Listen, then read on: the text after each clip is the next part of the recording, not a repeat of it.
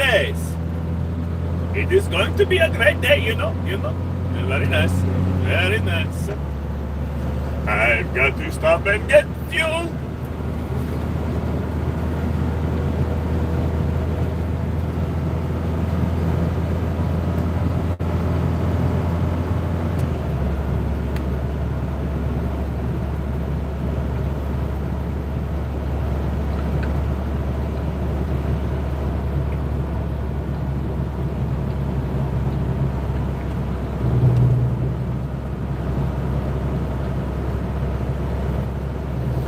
Back over here, Chuck. You're not supposed to be on the road like that! There we go. There we go. Back on the road where I need to go. Oh yeah, there we go. Hello!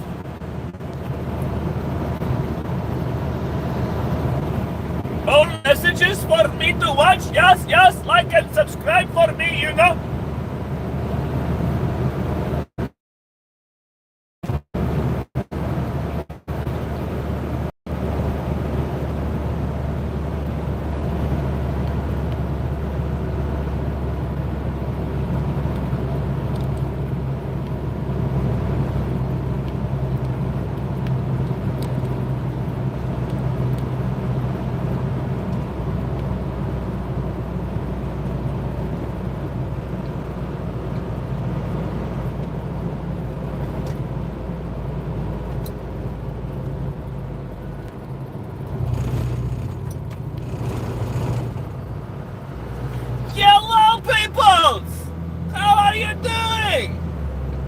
It is so very nice to see you. Very nice to see you indeed. Ah, that is what I need to do. Yes, very nice. Turn off the Bluetooth. And then turn on the Bluetooth. And then scan the Bluetooth.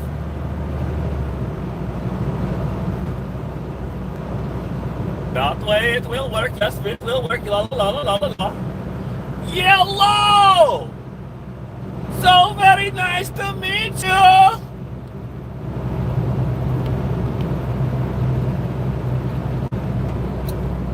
Why are you not working? Hello, cars, nice to see you.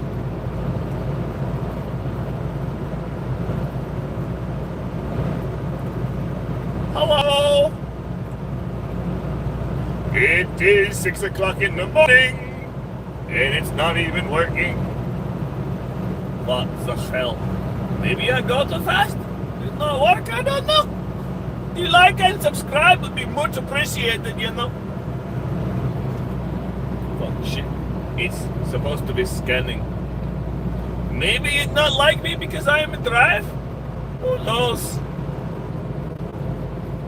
You know, if you fixed your lights, they wouldn't have to look like that, dickhead.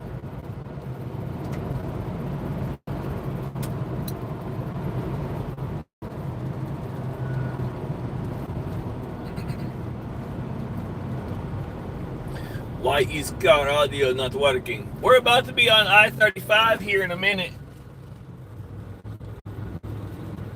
I got a car coming. Pyre.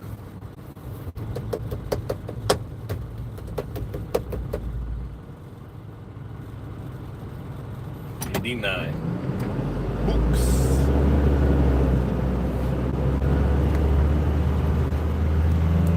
Sailed into the Gulf, but finding it too shallow to proceed, turning back, and then drawing what they could see from the entrance. Water stretching away for miles in front of them, marking an apparent opening between North and South America. I made the assumption that they had sailed beyond the Isthmus of Panama, clearly shown on the Weltsemula, and then been driven back across the... Ding!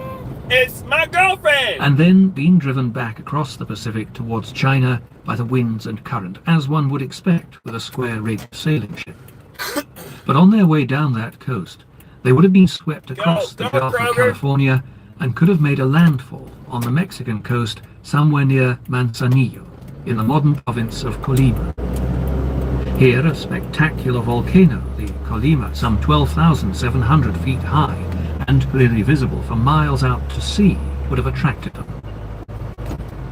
I decided to make a search for another wreck between Manzanillo and Acapulco, a stretch of coastline only around 300 miles long, and again clearly shown on the Valtsim Good map. lord, that was bumping! I started my search with the accounts of the first Spaniards to reach that coast in the 1520s, from Bernardino de Sahagún and Bernal Diaz del Castillo, both of whom described the exotic Mayan civilization still surviving in 1421, but in decline when they arrived.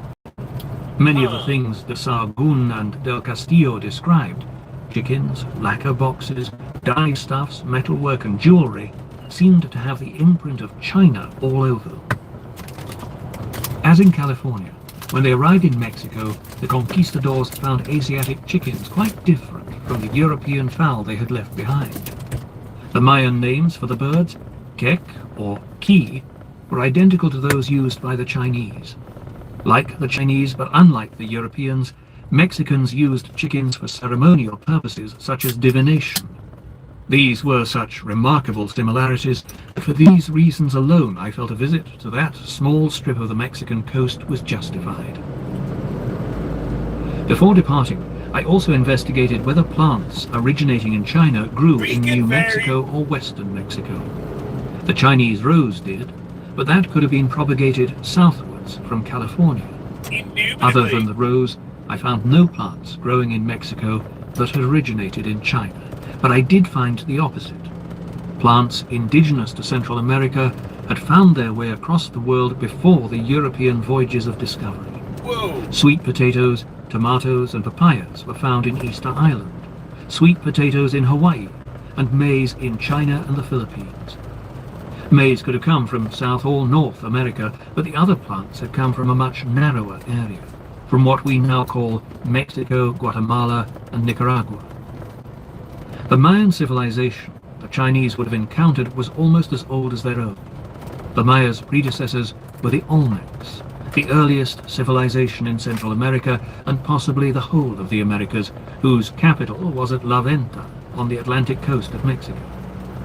By 1200 BC, the Olmec people had constructed two large artificial plateaus at La Venta and San Lorenzo, on which they built religious cities nearly as old as Babylon.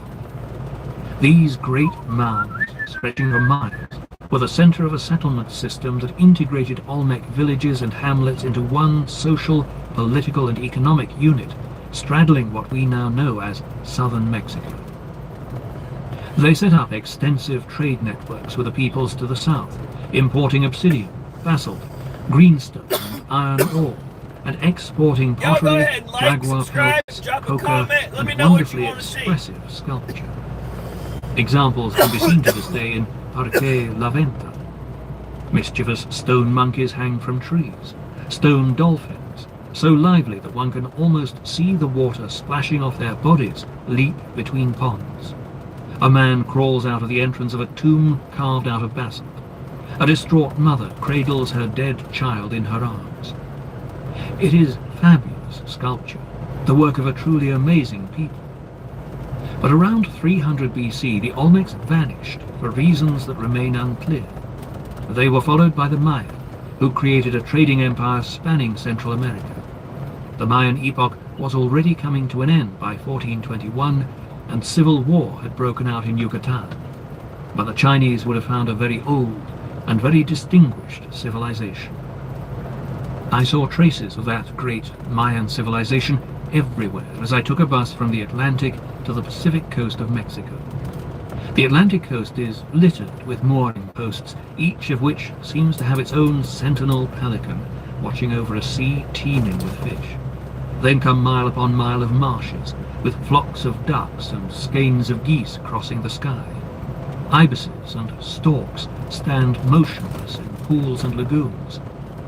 This is Mayan country, with a system of agriculture unchanged for centuries. Milpas, cultivated fields, sprawl across the jungle, the result of the slash and burn system. In the dry season around Christmas, farmers cut trees with their machetes.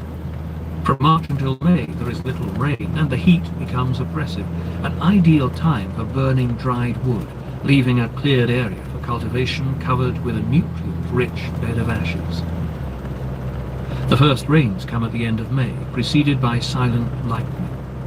Now farmers take long, thick staffs and poke small holes into the wet earth, into which they drop kernels of maize, beans, and squash seeds. That would be This corn. marvelous trio has provided the healthy diet on which the peoples of the Americas, Olmec, Maya, Toltec, Inca, and Aztec have sustained themselves for millennia.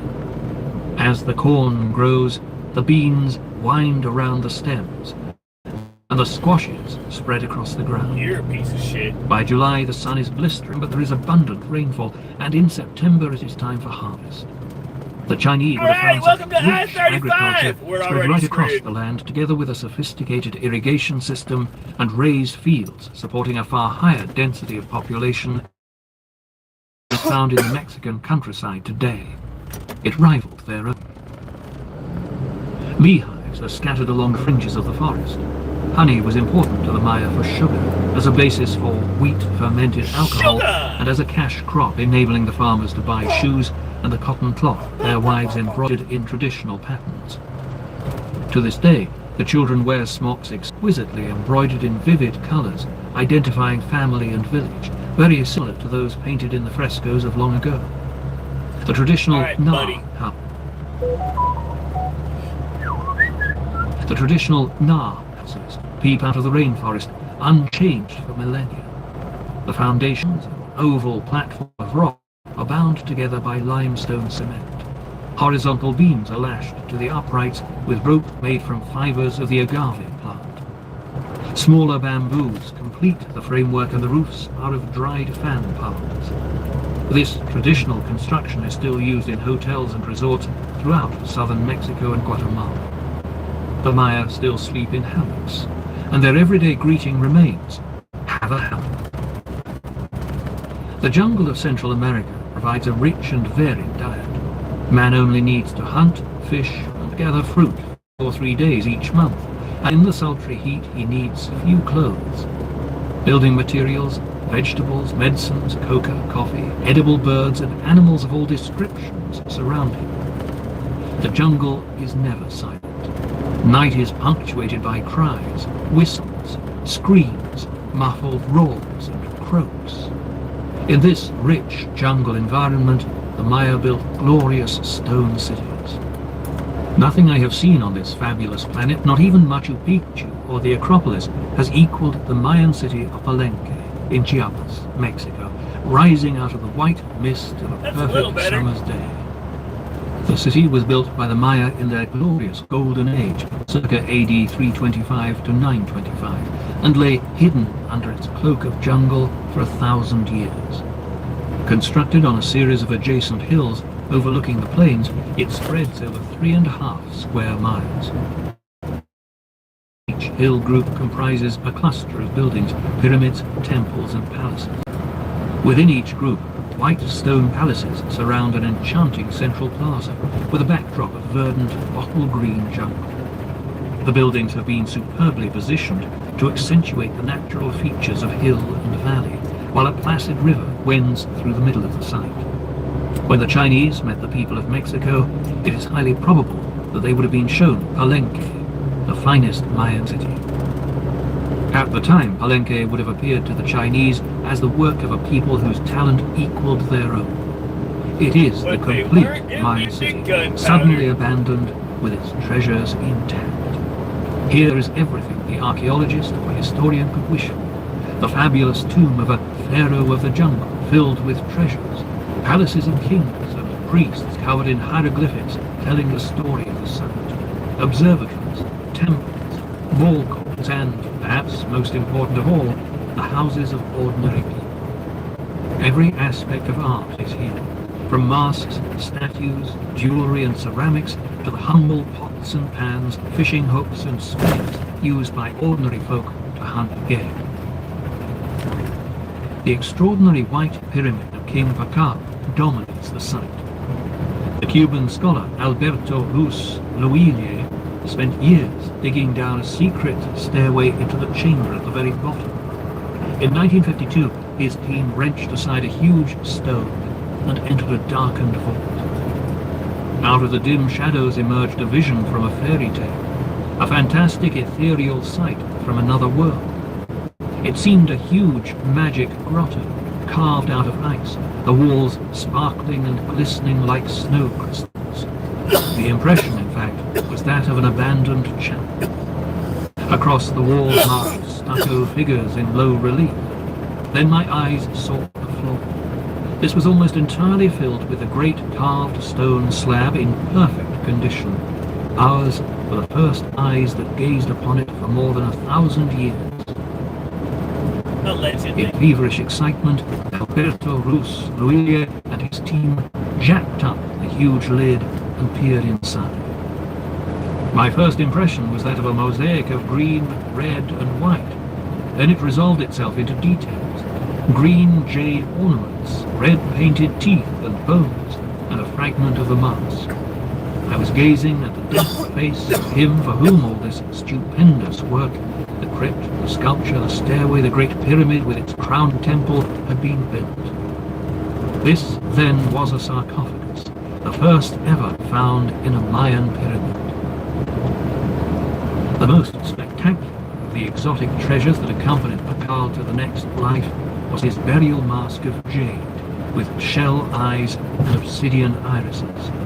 It must be one of the finest works of art ever made by man, of incalculable value. The dead king's wrist, neck, fingers and ears were adorned with exquisitely carved jade jewelry. Here were objects to rival or even eclipse the finest products of the Chinese or Japanese craftsmen.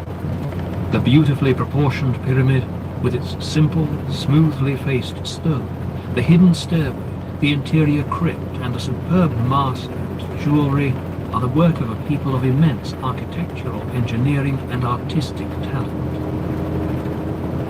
A walk downriver from Pakal's pyramid brought me to a museum filled with Mayan decorative art, mostly symbolic plants and animals, jaguars, serpents with fangs and claws, birds with their feathers and scales, so lifelike they appear to leap out of the display cases. It is an astounding cornucopia of artistic treasure. At last, after years of sailing the storm-tossed oceans, the Chinese had met a civilization nearly as old and as fine as their own. They had found jade jewelry as exquisite as theirs, and Cholula ware even thinner than the best Chinese porcelain Jingdezhen from Jiangxi province. At long last, they could exchange their silks, blue and white ceramics, for wonderful works of art. Chapter 10. Colonies in Central America. I found some of the strongest signs of Chinese influence when I arrived in Uruapan in the mountains of western Mexico. It lies approximately 200 miles upriver from the Pacific, with the river and the sea to the south and the mountains to the north. The town owes its name to a Spanish monk, Fray Juan de Miguel, who was so impressed by the lush vegetation when he arrived in 1533 that he christened the area Uruapan, Eternal Spring. To this day it is renowned for its avocados and fruit, and for the beautiful lacquer boxes and trays that delight tourists. Lacquer, known in Mexico as maque and in China as chi-chi, is a highly unusual, complex and time-consuming method of decoration. The lacquer tree occurs in a wild state in China, regarded as the original birthplace of lacquer, and is also cultivated in plantations. The Chinese recognized the protective qualities of sashimi, the resin extracted from the branches of the lacquer tree at least 3,000 years ago. They introduced it through Southeast Asia. The Chinese and Japanese lacquering processes are essentially the same. The oldest known Chinese examples date from the Shang dynasties, circa 1523 to 1028 BC, when the Middle Kingdoms began using lacquer on household utensils, furniture and art objects, and to preserve historical objects carved on bamboo. To their astonishment, the first Europeans to reach southern California and Mexico found that the process of lacquer decoration was flourishing in the states of Chiapas, Guerrero, Michoacan, and as far north as Sinaloa, on the Gulf of California. Uruapan is considered to be the center of the maque art. But how could the people of Pacific Mexico have come to know it? Was it developed independently, or did the Chinese introduce it? Lacquer's unique characteristic is its need for a moist and temperate atmosphere. Warm dampness converts the sap into a dense mass that hardens as enamel. Density and drying vary with temperature, thickness, and humidity. Perfect conditions are found in the moist, warm Pacific winds of Uruapan. Before applying lacquer in the traditional way, the surface of a box or other object is prepared by filling all the cracks with a mixture of rice flour and sashimi. The correct consistency is achieved by mixing it with rice paste, or, in the case of Mexico, with volcanic ash. The box is then sanded down, and the first between 10 and 100 coats of lacquer applied with a very fine brush made of human hair. Each layer has to be completely dry, sanded, and polished before the next is applied. Polishing was an art in itself, using a whetstone and deer horn powder applied with a soft cloth. 60 or 70 coats were common. This process is virtually identical in China and Mexico, with Chinese technology being adapted to the climate and materials found in Mexico. Preparation of the surface is identical. Cracks are filled with a mixture called nimacata. The object is sanded until completely smooth. As many coats of nimacata as necessary are applied, each one dried, sanded, and polished with a whetstone. Although the process is the same, the ingredients in Mexico do vary. Gotta stop and get diesel fuel, guys. Get ahead of this TD Industries guy.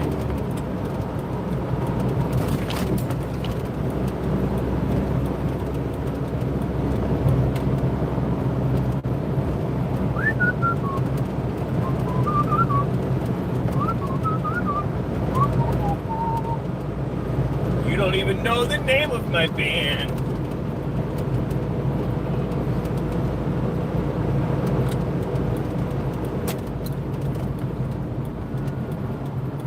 Gotta go get the fuel from the Swisher Murphys, 'cause that's where I get the fuel ads. Oh yeah. Gotta get it. Gotta get the fuel. I only have some like 15 stops today. Right now, traffic's not too terribly bad. 35 at least. But it is also 6:26 in the morning. So,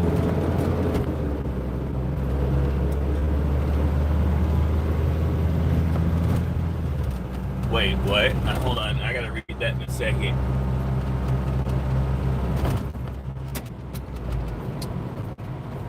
Speed bump! Wait, that was a child. That's weird. That speed bump has a backpack. And it screams? Whoa, these are speed bumps. Don't flash me, car.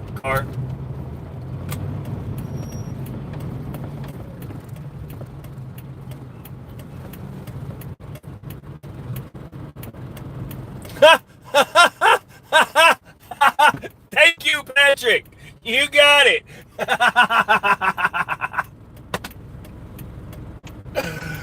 Oh, thank you. I didn't even think anybody was paying attention to that one.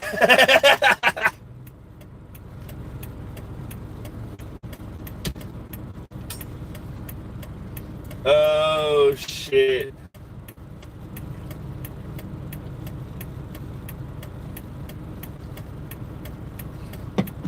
FM 2181, also known as Swisher Road.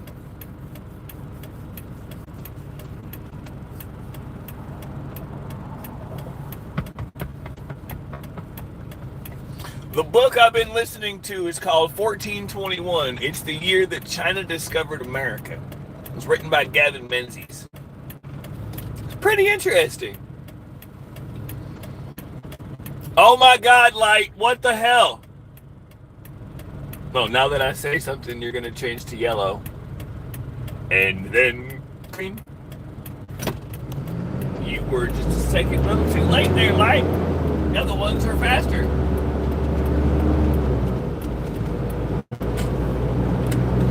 There's a Murphy's hidden right here. I gotta make this right. Meow. Hello, Buick. Get out of my way. Thank you. Oh, yeah. Hey, look, it's a Walmart. Oh, you got a stop sign. I don't. Hi, friend. Oh, you're in my spot, you whore.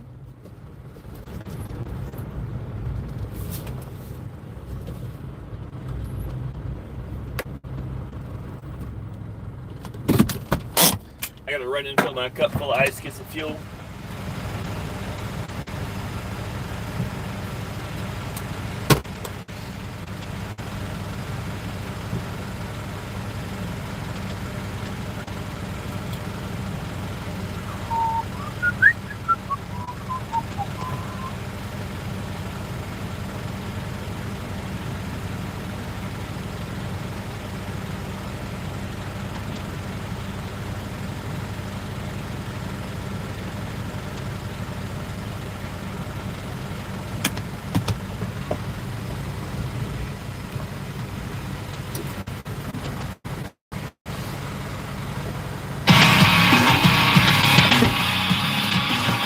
Hey, where did it go? America, do you see it? See what? Like, I have a lot of information, but I'm going to be totally real with you. Most of it sits on some high-ranking commander's desk until it's important. So what am I supposed to see? During the training we've been doing with Norway, Russia had a submarine near your Ford-class aircraft carrier. Oh, is that so? Oh, man, Russia. Hey, what are you doing there, buddy? That's, of all my boats, that one's kind of my favorite right now. That's like USS Arizona level hot button. What, it's okay for you to spy on all of my training exercises, but when I want to watch in international waters, you have a problem with it? Bullshit. No, you don't understand, man. While I have 11 supercarriers, only one of them is Ford class. It's kind of my favorite right now. I will abide by international law. But my navy is already busy right now, or maybe you didn't see the naval ship that we just... Wait. Ukraine has a navy? Yeah, but it wasn't like a big naval ship. It was more of a converted fishing trawler. Oh, thank God it wasn't their flagship. God, that would be just so embarrassing to lose your flagship in a war, especially when you started, isn't it, Russia? Russia! I hear you. You stupid plane, you shut up your mouth. Well, winter's coming, so at least I'll have some light of that turn. Navy, should I worry about this sub? No. The dipshit got way off course. You should hear them yelling at him on the phone right now. We're gonna put it into AI generation, see if we can make it a movie. Okay, fair enough. Now, while I'm inferring a little bit here, I don't know a great deal about naval warfare, but from what I have learned from submariners is that if you're hearing about a sub doing something, and it isn't that the sub was sank or sank something else, I wouldn't worry about it, and there's a high probability that Uncle Sam knows about it. We need America to come and help us, man, with these cartels and stuff. No, we don't need them to come help us with the cartels. We can handle this shit on for Mexico. Hey, you want to start some shit about it? Oh, you fucking want some, man? Oh, come here. How about you say that to my motherfucking face? What the hell's going on down there? Shit, I don't know. Fist fight in Russian parliament, but I'm here for it either way. Kick his ass! He said your mom's fucking tortillas are garbage! Bring out the chanka! Colonies, you wanted a fight, and now you got one. That is it? Inshallah, we will retardation. What? Let's look at their chief of propaganda. Looks like they're having some trouble public speaking. Oh God, I hope they keep this guy. Oh, it's fucking great. Don't kill this one. It's real. Israel just continues to assassinate innocent here in the Middle East. How can anyone back this up? They were launching rockets into Israel pretty much daily. And now you're upset that a bunch of their high-ranking people got wiped out? Sounds like a skill issue, homie. Okay, if it's just war then we are perfectly, I mean the Houthis are perfectly okay then with attacking the Prime Minister of Israel. How would you like that, America? The fact that you guys haven't already been trying to do that tells me that you know very little about war tactics. Yeah, I mean, if he got wiped out, I'd be like, well, sucks. It's war. Although the process is the same, the ingredients in Mexico do vary. The maque is a semi-liquid paste formed using a mixture of animal and vegetable oils and natural refined clays. The principal animal ingredient is grease, extracted from the aje insects, Coccus lacca, bred by the local people around Uruapan.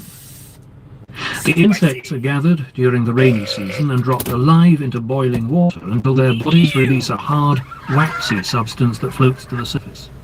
When the water cools, the substance is collected, washed, and reheated to remove any water. It cools like slabs of butter.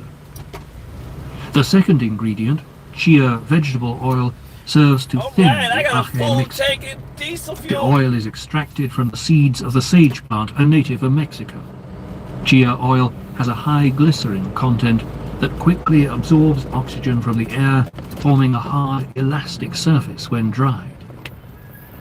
The third ingredient, finely ground dolomite called teputsuta, a mineral clay, gives body to the maque mixture. The decorative techniques and colors used in Mexico and China are also remarkably similar, with spectacular reds incised into a deep black background. In both countries, the traditional color is black, obtained from the fine powder of burnt animal bones or burnt corn cobs. Decorative maque techniques used in today's states of southern Mexico are the same as in China and Japan.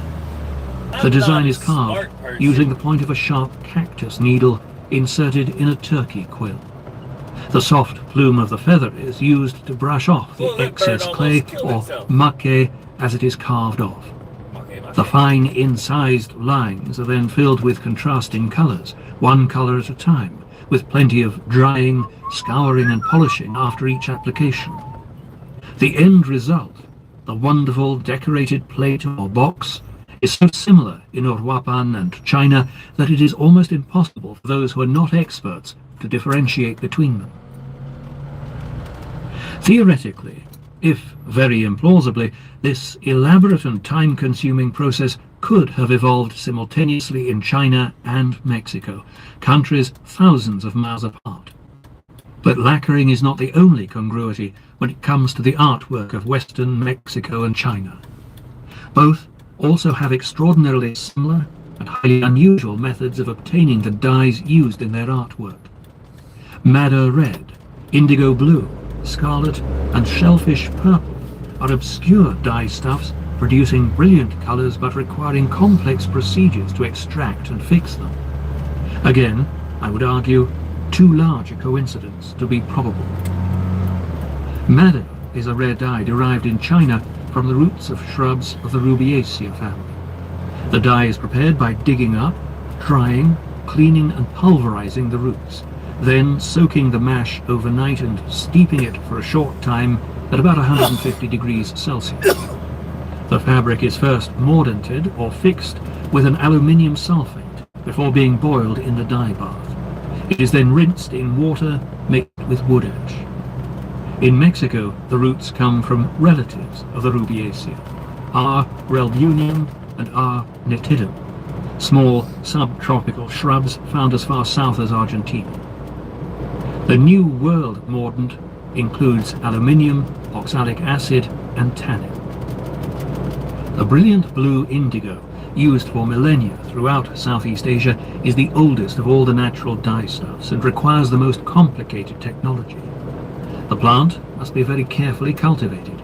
The fresh-cut leaves, whole or ground, have to be steeped in hot water for 9 to 14 hours, during which time the leaves ferment and produce the most unpleasant smell.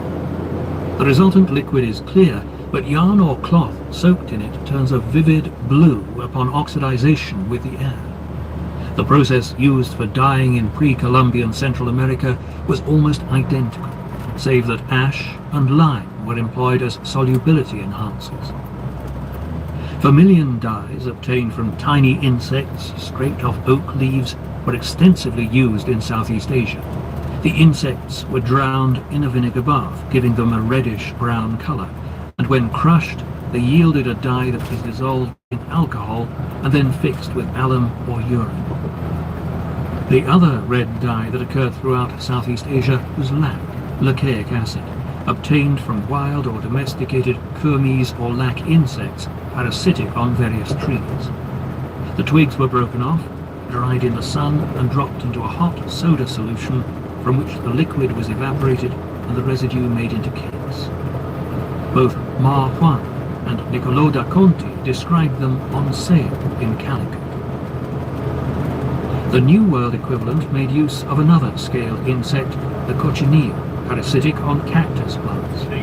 The insect envelops itself in a cottony white film and when crushed produces a spectacular scarlet color 10 times richer than the kermes and lac of Asia.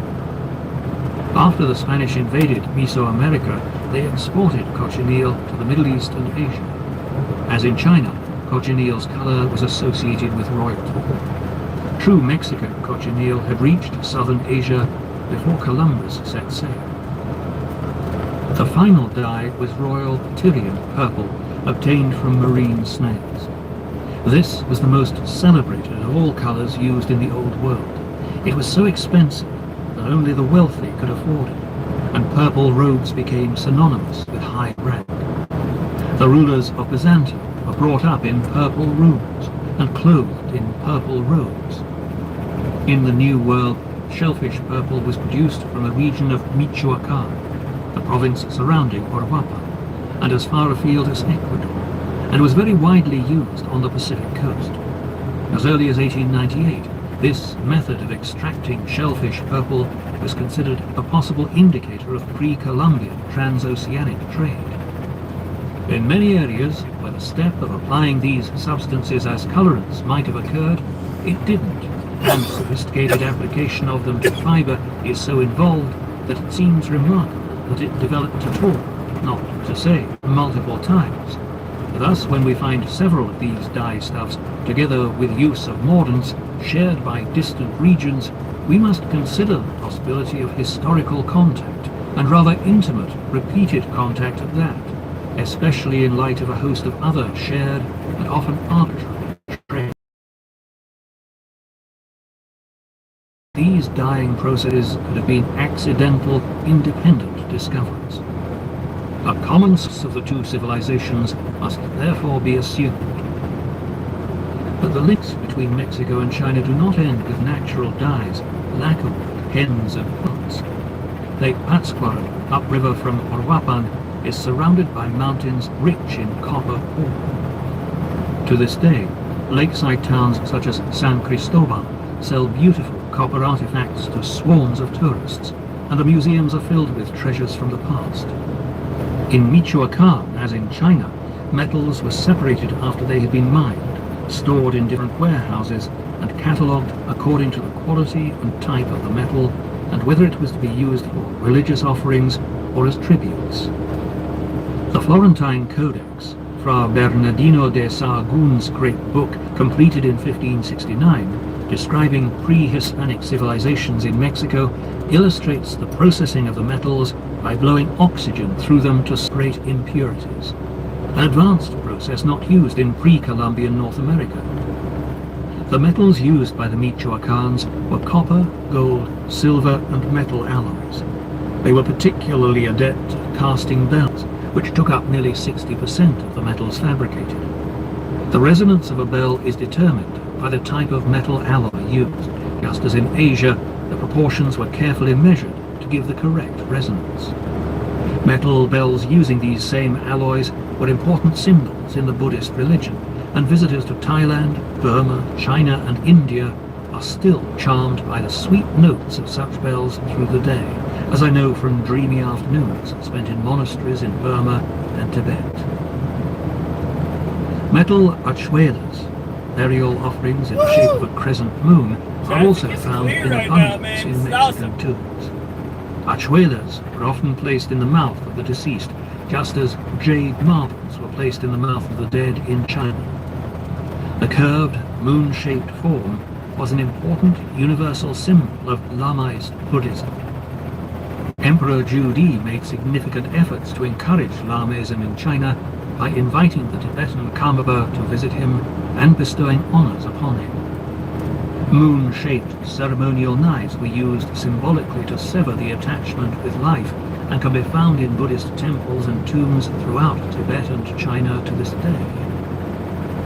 While the eunuch captains were Muslims, the crews of Zhenghe's fleet were almost all Buddhist, attracted by Buddha's teaching of universal compassion to all sentient creatures. Mirrors also had an important place in the cultures of both Central America and China. In China, a mirror was believed to assist the transition of the soul to other planes, to the abodes of the spirits of gods and the souls of the ancestors. Most Chinese bronze mirrors were round, embodying the Taoist concept of the circle as a universal space. In China and Japan, the reverse side of the mirror was inscribed with symbols of animals and flowers, and with religious reliefs. It became a tradition to carry a symbolically decorated round bronze mirror as protection from evil spirits. In Michoacan, round metal discs called rodelas were used in ceremonies and rituals. Like bells, they were produced in large numbers from gold, silver, copper and alloys, and were decorated on the reverse side with symbols of nature and the universe. As a result of this research, I was certain that the Chinese had been to Uruapan, had traded hens there, and that they must have stayed for months or possibly years to impart their knowledge of lacquer work and dye technology to the Mexicans. My tentative conclusion that squadrons or individual ships had been detached as the fleet passed down the coast in order to set up colonies seemed more and more plausible. There was corroboration of that in the oral history of the Nayarit to the northwest of Guadalajara. Tales of a pre-Columbian ship from Asia that arrived on the Mexican coast and was cordially received by the chief of the Coras, a prominent Nayarit people. I began to search through the museum collections. It was a long haul with little to show for it at first. Then I came across the lienzo de Jucatacato, the linen of Jucatacato, a painting discovered in the 19th century in the village of that name. The lienzo comprises around 35 squares, 30 of which are about the same size, and each square tells a little story. The first scene shows men disembarking from a ship. Running ahead of them is a dog with a distinctive tail curved in a bow over its back. In shape, size and gait, especially its peculiar tail, it resembles a Chinese shark. I think I should A start hunting playing. dog originally from Guangzhou and much prized by poor Cantonese with its really devotion think to so. its keeper and his family. $1 billion At least one for of the the men Texas is on lottery. horseback, a creature get the like local people would have found very 300 strange. million after were it Texas. not. I'm There were happy none with that. in the That's Americas generational wealth for prior to me. the Spanish conquest. If I burn The 300 leader million in emerging my from the lifetime, bars I'm is fucking dressed in a retarded. red tunic. With the same garment Zhenghe is wearing on the statue recently found buried in the Fujian Palace, and he holds a round mirror. The mirror clearly had symbolic importance, for it is repeated no fewer than 14 times in the other pictures. In some of them, the reverse side of the mirror is shown, marked with 8 divisions. This wheel of doctrine relates to a major event in the life of the Buddha, particularly his preaching and enlightenment. The mirror being carried by the red-robed leader is entirely consistent with a Buddhist religious leader coming ashore to meet local people. In the center of the picture, a leader sits while local people lay trays of minerals on the ground at his feet. To my mind, an obvious reference to their selling copper to the Chinese. At the bottom is a tree with rays of light emanating from it. It may symbolize the tree of enlightenment under which the Buddha sat. Finally, there are several drawings of a large bird with a drooping tail trailing on the ground. In size and posture, the bird resembles the Asiatic Malay chicken. Taken as a whole, the picture is wholly consistent with Chinese disembarking on horseback and on foot from a great ship, striding ashore with their mirrors to ward off evil spirits, assisted by the Tree of Enlightenment and the Wheel of Doctrine. The local people brought them minerals, and perhaps, in return, the Chinese bequeathed their chickens, lacquerwork, dye stuff, and mineral technology. According to the historian Nicolas Léon, the first person to have the lienzo analyzed and copied, it was painted with black vegetable ink on a coarsely woven cloth and dates to long before the Spaniards arrived in Mexico. He states that it was altered in the 16th century by the Spaniards, who added buildings and words in an attempt to explain it. These alterations were made with a different type of ink and at a later date. Was it plausible that the Chinese had reached Geopolitical even though it lies inland from the coast?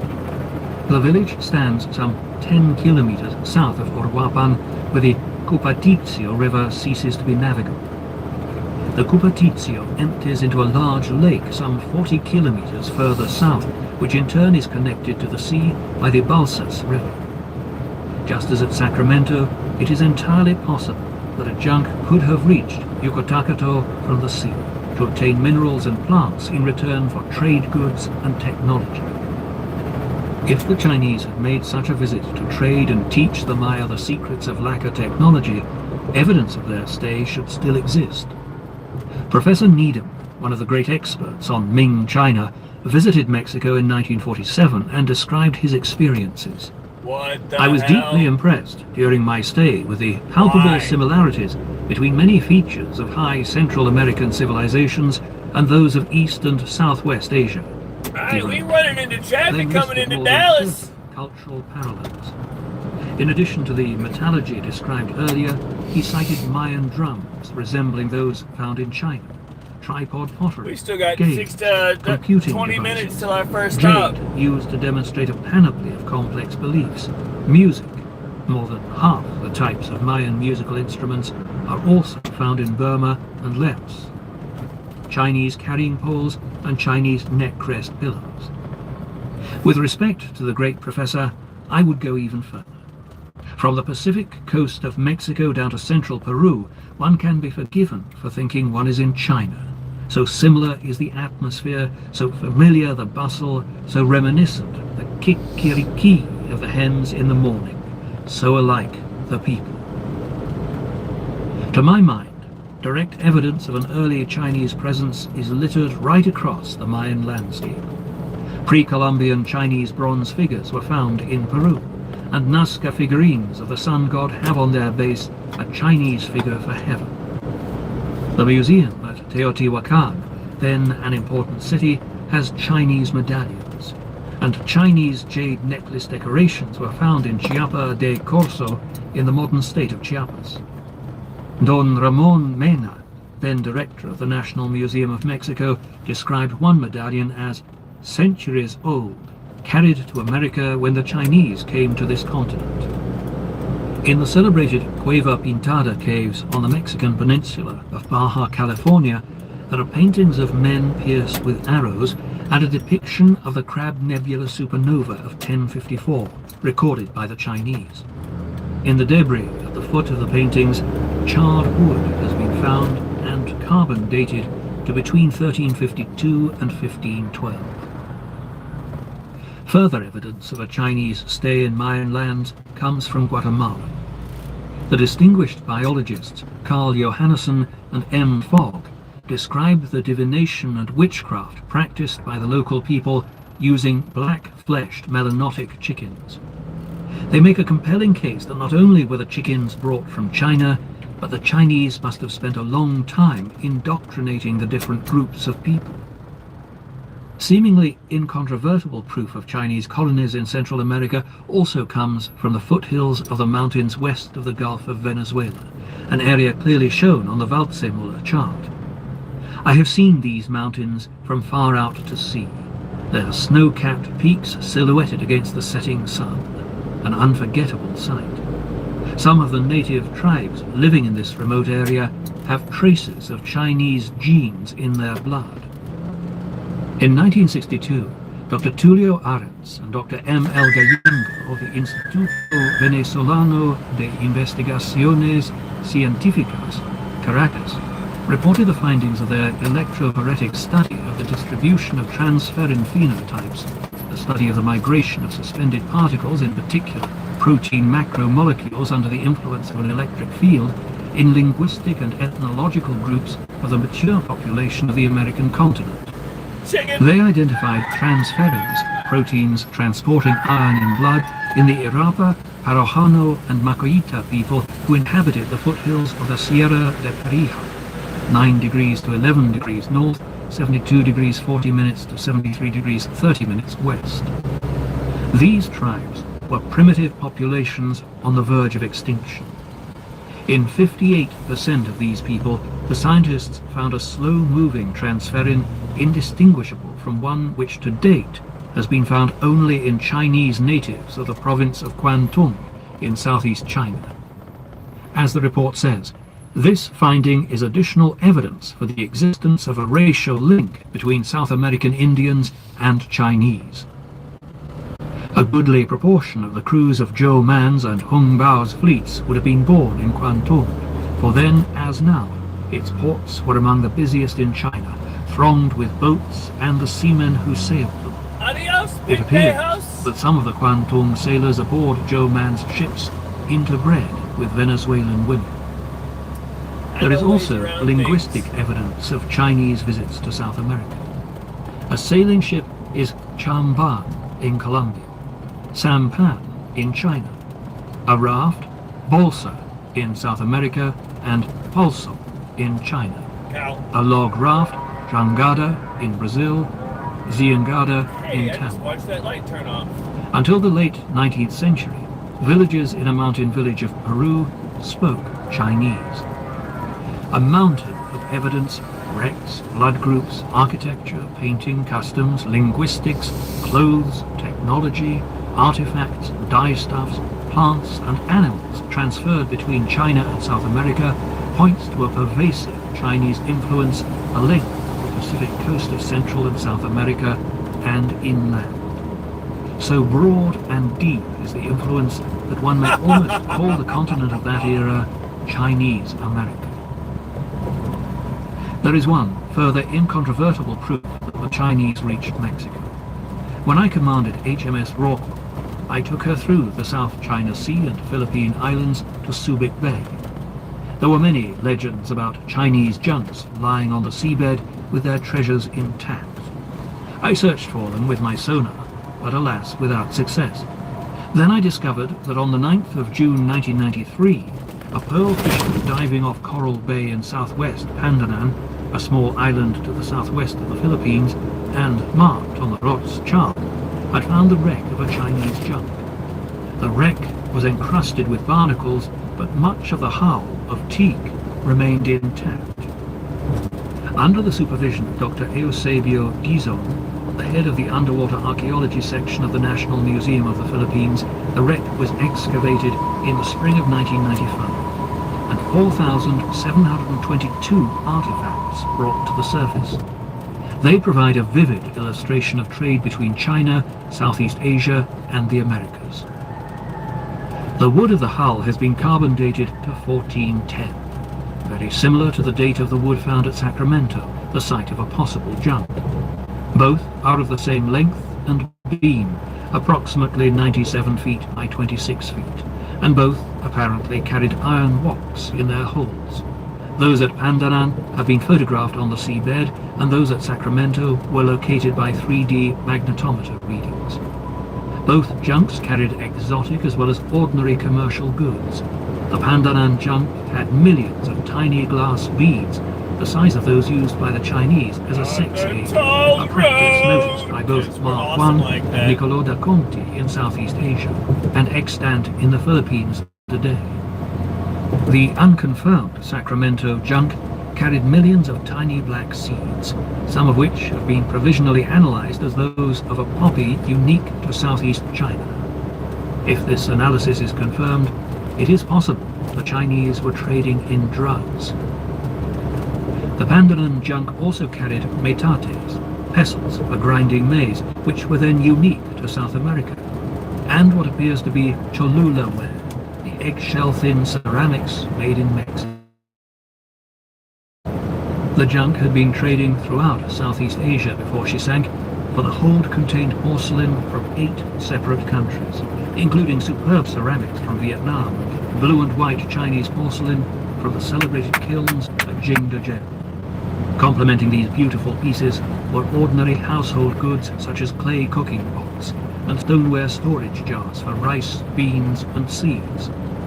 There were also 3 bronze gongs from Dong Song, Vietnam, and a peculiar bronze scale balance that may have been the compensating mechanism for a Chinese water clock.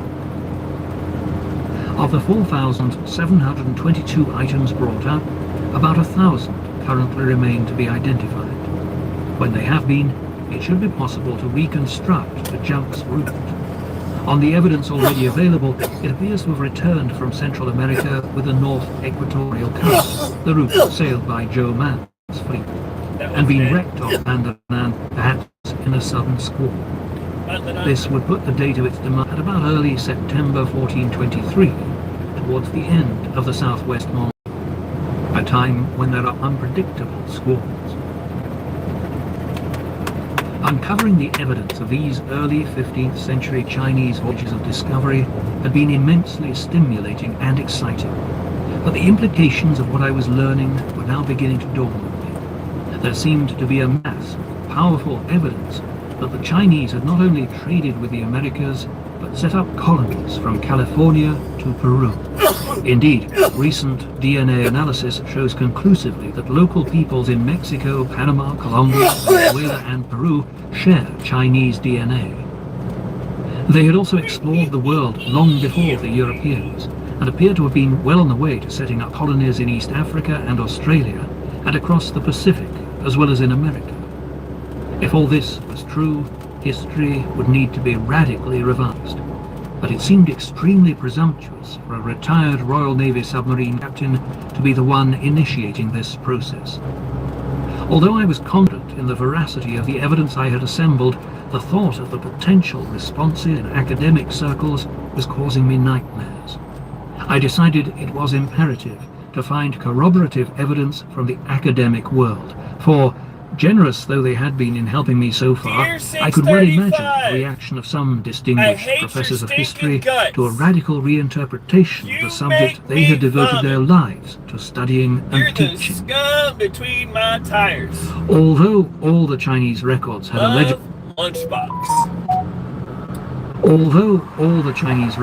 allegedly been destroyed, I felt sure that somewhere, something like the Wu Pei Che and Ma Huan's diaries must have been missed.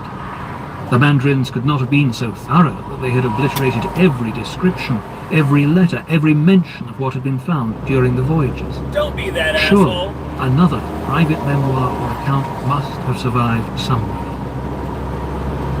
My first approach was to the Zhonghe Museum in Nanjing. The museum is situated in the center of the city in what used to be the private park encircling Zhonghe's palace, and has been built in early Ming style, surrounded by bamboo groves and carpets of green grass dotted with flowers. The principal exhibit is entitled Historical Relics and Material Exhibitions of Zhonghe's Expeditions. The most interesting and important relic is the 36-foot-high rudder post. By the standards of conventional ship engineering, a vessel carrying such a gigantic rudder must have been around 400 feet long. The only other artifacts of interest I found in the museum were Zhonghe's bell, resembling a larger version of that found on Ruopuki Beach, and the highly unusual claw-shaped anchors like those found in Australia. These findings, though interesting, were inconclusive. I then wrote to professors in the Chinese or Asian Studies departments of the universities of California, world-renowned for their research into medieval China, to the relevant professors at Oxford and Cambridge, and to the librarians of the great libraries of England, America and Australia, to inquire if their collections included books of the early Ming era unknown to the outside world. After a wealth of friendly but negative replies, I at last struck lucky. Professor Charles Aylmer, the librarian of the East Asian collection at Cambridge University in England, informed me of a unique book, E.U. Tu Zhe, the illustrated record of strange countries, a compilation of the people and places known to the Chinese in 1430. The book's cover page is missing, so the author is not known for certain, but it is believed to have been written by the Ming prince Ning Xianwan, Zhu Chuan, and printed within a year or so of 1430. It formed part of the magnificent collection donated to the University of Cambridge in the late 19th century by Professor Wade, who had spent most of his life in China and was the first professor of Chinese at Cambridge. The Cambridge copy is the only one in existence anywhere in the world. It has never been translated, and only one photocopy has ever been taken by the Chinese embassy in London. Professor Aylmer and other learned sinologists are absolutely convinced of the provenance and authenticity of the book. I hurried to Cambridge. Although the book itself is in very poor shape, Professor Aylmer had arranged for it to be photographed onto a microfiche which showed all 98 pages with remarkable clarity. There are some 8,000 characters in medieval Chinese and 132 illustrations drawn by different artists. Some are quite brilliant, catching the atmosphere with a few strokes of the brush. There are plants, animals and people from practically every continent in the world. It is a most concise and powerful illustration of Chinese knowledge of the world and its creatures in 1430, hence the title of the book. The Chinese incorporated only what they found strange, and there are therefore very few scenes of China itself. Instead, the illustrations showcase all the principal religions on earth. Muslims in long robes praying to Mecca, the Hindu trinity, Lord Brahma, the creator and supreme being with his 4 arms, Lord Vishnu, the maintainer and preserver of the universe, and Lord Shiva, its destroyer. There is Ganesh, the elephant god, and a wonderfully lively picture of monkeys dancing around Hanuman, the Indian monkey god. Buddha is depicted in contemplation under the holy tree and praying towards the holy mountain. The artist has drawn Sikhs in their turbans and Venetians in their distinctive hats, long boots and flowing cloaks. But most vivid of all are the animals. A well-fed zebra with its fat, rounded belly, African elephants and lions, Indian peacocks and tigers, all drawn with masterful economy of line.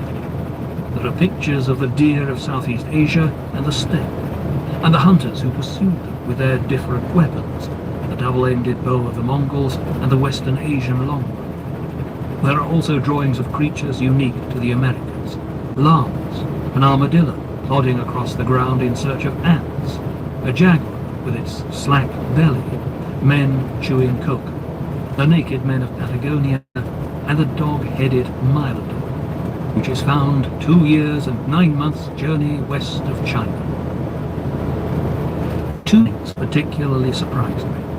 The first was the emphasis placed on people from the far north. There were Eskimos in their fur-lined hoods carrying harpoons, and a wonderful Cossack dancer. At that time, Moscow was the leading principality of Russia, but had not yet started to expand eastwards across Asia. The Chinese could conceivably have seen Eskimos in the Aleutian Islands, but not Cossacks.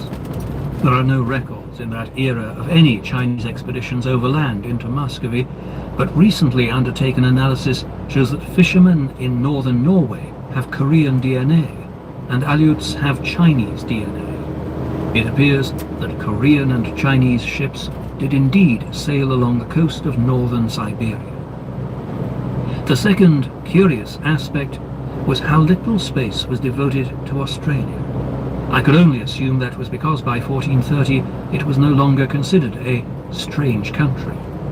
By the 15th century there had been many depictions of fleets of junks, each carrying hundreds of people on voyages from China to Australia.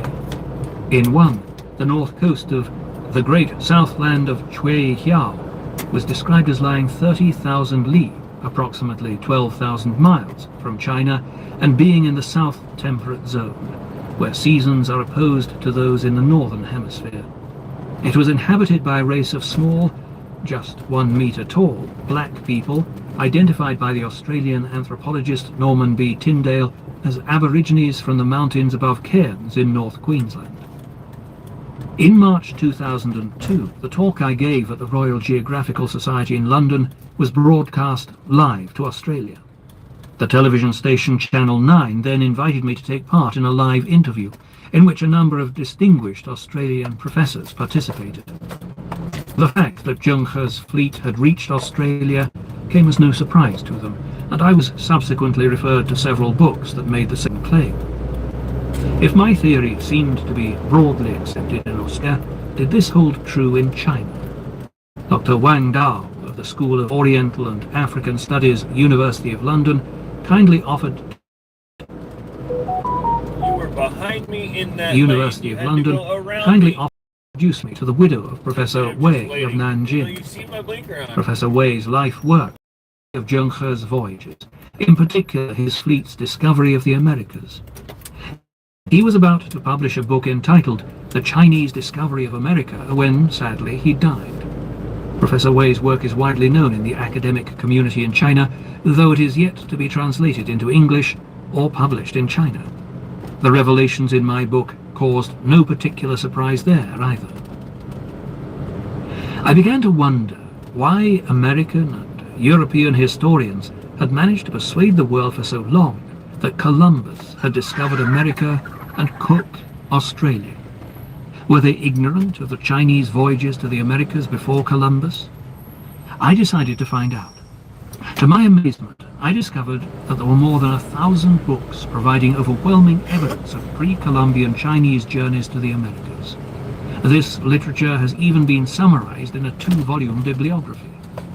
As Professor George F. Carter, an expert on hens in the Americas and author of several fascinating books on the subject of early Chinese voyages, remarked, "Sinologists and Asiatic art historians are normally struck by the overwhelming, all-pervasive evidence of Chinese influence in Amerindian civilization.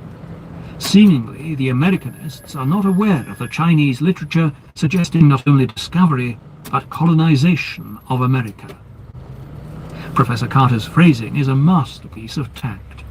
Perhaps, as he suggests, those academics are not aware of the evidence. Perhaps they have chosen to ignore it, presumably because it contradicts the accepted wisdom on which not a few careers have been based. Academics with rather more open minds will look again. The thesis that the Chinese explored virtually the whole world between 1421 and 1423 might be a radical departure from convention when it comes to the dates of the discovery of these new worlds and the identity of those who first explored and charted them, but I was confident that there was solid evidence to support it. My training in astronavigation had also enabled me to find further proof. Just as I had done for South America and Australia, Jean Hort's maps appeared to depict lands Europeans had yet to discover. In that era, Venice, the base of Fra Mauro, the Venetian cartographer working for the Portuguese government, led the West in map-making. As I expected, Venetian and Catalan charts — Catalonia was then part of the Kingdom of Aragon, the Catalans were redoubtable seafarers — drawn before 1423 disclosed nothing new in the Western Atlantic. But a chart dated 1424 and signed by the Venetian cartographer Zuane Pizzigano was an entirely different matter.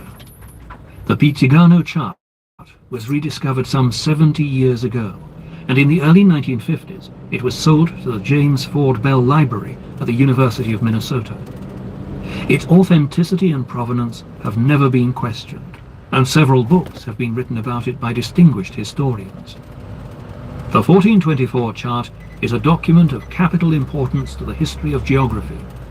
From the historical point of view, it is undoubtedly one of the most, if not the most, precious jewel yielded by the disclosure of the almost unknown treasures contained in the unique collection of early manuscripts assembled by Sir Thomas Phillips during the first 3/4 of the 19th century.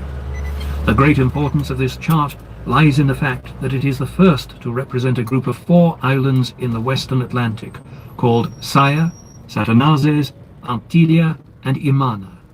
There are many and good reasons for concluding that the Antilia group of 4 islands, shown for the first time in the 1424 chart, should be regarded as the earliest cartographic representation of any American lands.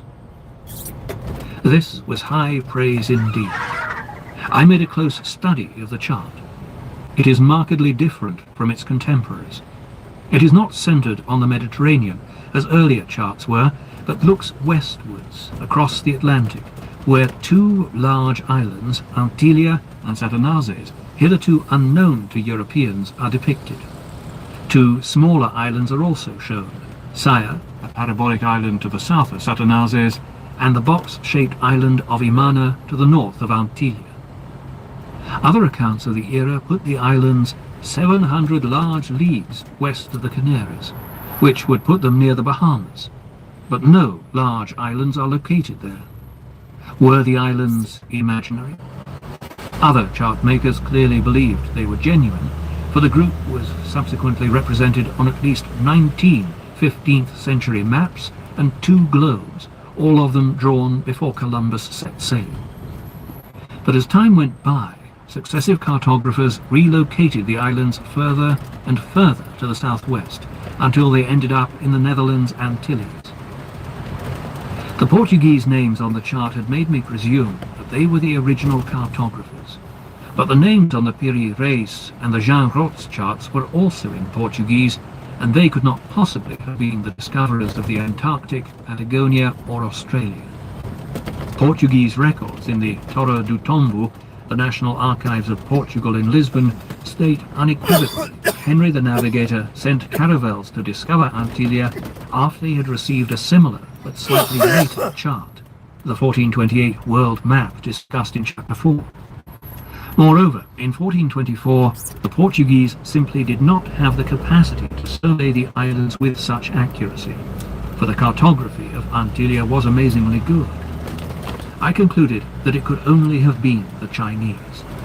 However, I needed further proof that this was the case, and I found once again that the best way of tackling this puzzle was to put myself in the cartographer's shoes. When in submarines, we used to spend time in the Barents Sea photographing military installations. Part of our training was in periscope photography and the obscure art of constructing charts from near sea level. At the time, I was working from about the same height as the cartographers of the Pizzigano chart, standing on the deck of a medieval ship. As Jowen's ships approached the Caribbean, they would have had warning some 2 days out that they would shortly sight land. Clouds, winds, weather and seabird types would all change, and finally, a few hours before the islands became visible, the crew would have begun to detect the soft, subtle smell of wet foliage.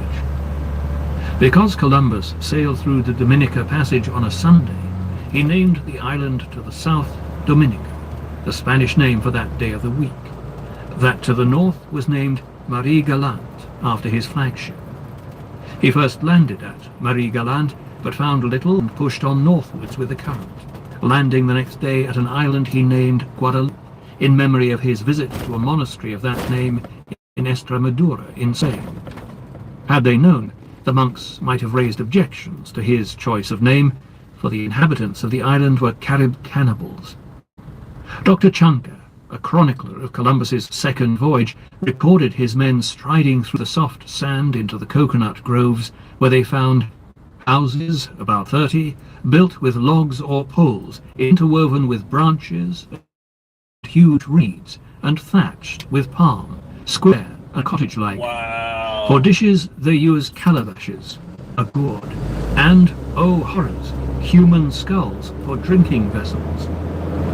Only women were left in the villages, The native men had fled to the hills in terror at the sight of the sails of Columbus's fleet. The stench of bodies horrified Columbus's men. Limbs of human bodies hung up in houses as if curing for provisions. The head of a youth, so recently severed from the body that the blood was yet dripping from it, and parts of his body were roasting before the fire, along with savoury flesh of geese and parrots. The natives used arrowheads made from human bones, and in their attacks upon the neighbouring islands, these people capture as many of the women as they can, especially those who are young and beautiful, and keep them as concubines. They eat the children which they bear to them. Such of their male enemies as they can take alive they bring to their houses to make a feast of them, and those who are killed they devour at once. They say that man's flesh is so good that there is nothing like it in the world. In one of the houses we found the neck of a man undergoing the process of cooking in a pot. When they take any boys prisoners, they dismember, castrate them, and make use of them until they grow up to manhood, and then when they wish to make a feast, they kill and eat them, for they say that the flesh of boys and women is good to eat. 3 of these boys came fleeing to us, thus mutilated. Another contemporary writer noted that it was their custom to dismember the male children and young slaves, whom they capture and fatten like capons. To 15th century eyes, the cannibalism Columbus encountered could easily have been seen as the work of the devil. Could that be the explanation of the name Satanazes, Satan's Island? Was this what the Chinese had found, and was Guadeloupe, the Satanazes, shown on the Pizzigano chart? If so, like Columbus 70 years later, the Chinese would have approached the island from the southeast on the prevailing wind and current. I turned my attention to the island of Saya, lying to the southeast of Satanazes on the Pizzigano chart. I could vividly picture the scene as the Chinese approached because I spent some time in the Caribbean in command of the submarine HMS Rockwell and had visited and photographed many of the islands. In many cases the mountains appear black, surrounded by green jungle. Heavy rainstorms occur without warning, blotting out the islands. Frequently, birds take flight just before the rains arrive, circling in flocks, shrieking with foreboding. As soon as I consulted a modern map, I saw that Saya on the Pizzigano map corresponded to Les Saintes. It is approximately the same shape and lies in the same position relative to Guadeloupe as Saya to Satanazes. I assumed that Saya was indeed Les Saintes, Satanazes was Guadeloupe, and based on my calculations of their course and speed, that the Chinese had arrived off the islands in November 1421. Given the maximum height of Les Saintes, about 1,000 feet, and the height of eye of a seaman on the deck of a Chinese junk, I estimated that they would have seen the island from 25 miles away, while still in the Dominica Passage. From that position they should also have seen the plateau island of Marie Galante, 10 miles north of them, and the mountainous Dominica 10 miles to the south. Yet neither was recorded on the chart. I made the obvious deduction that they had passed through the passage in darkness with no moon. When I checked the records, I discovered that the new moon occurred on the 25th of November 1421, so I took it that they had probably approached Les Saintes from the southeast around dawn, possibly on the 26th of November 1421. Les Saintes is composed of 2 large islands, Terre de Bas and Terre d'Eau, and 3 smaller ones, La Coche and Grande Île in the south, and Île à Cabri in the north. The big islands are much higher than the smaller ones, and approached from the southeast, the lower Grande Île and La Coche would merge with the taller islands in the background and appear to form a single block of land. The south coast would appear as a single parabolic island, just as it is drawn on the Pizzigano chart. Knowing the height from which they had surveyed it, the deck level of a treasure ship, I could now make an estimate to within 2 miles of the location from where Saya was charted. What else would the Chinese have seen from this position? Just what Columbus saw from the same spot 7 decades later. Dawn reveals a most romantic landscape. A volcanic peak rises to an immense height, and cataracts pouring down its sides appear like water falling out of heaven. Flights of brightly coloured noisy parrots and other brilliant tropical birds are winging their way from one island to another, and the wind of the land is laden with sweet odours. The volcanic peak is La Soufrière on Guadeloupe, 18 miles to the northwest. La Soufrière is well inland, its peak frequently shrouded by clouds and heavy rain, and 7 rivers pour down its eastern side. The most spectacular among them, the 120-metre Cartography Falls. The Chinese junks would have been at sea for at least 3 weeks, and I'm sure the chance to take on water would not have been spurned. They would have altered course for the cataracts. I turned to the words Cone and Imana, marked on Satanazes on the Pizzigano chart. My first attempt to solve the riddle of these names was to recruit an expert at crosswords who came up with Cone as a shell, conical mountain or volcano. Interesting but not much help.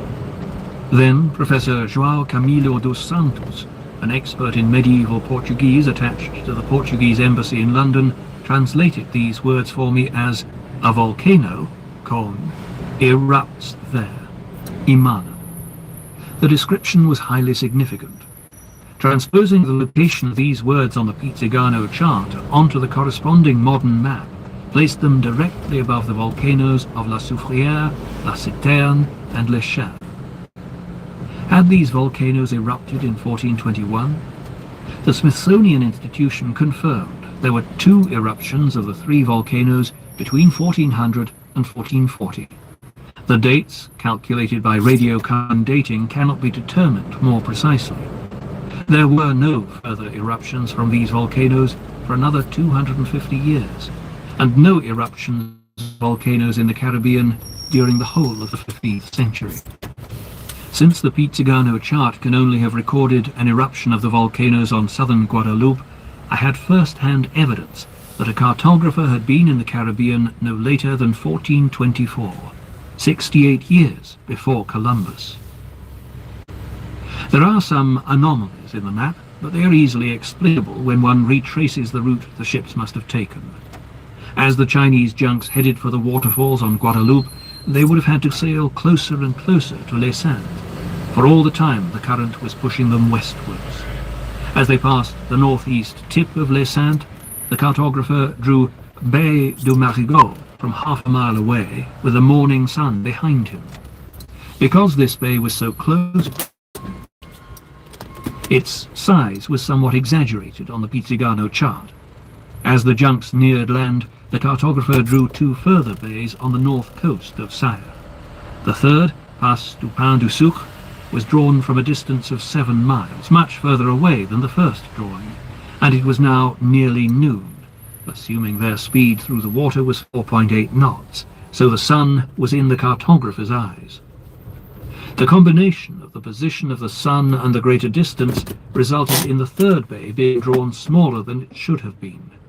To check that my conclusions were accurate, I showed the chart and my navigational working to a fellow of the Royal Geographical Society, like myself, a professional navigator. He was also convinced that Saya is Les Saintes. It is drawn precisely as it would have been seen from sea level when approaching from the southeast.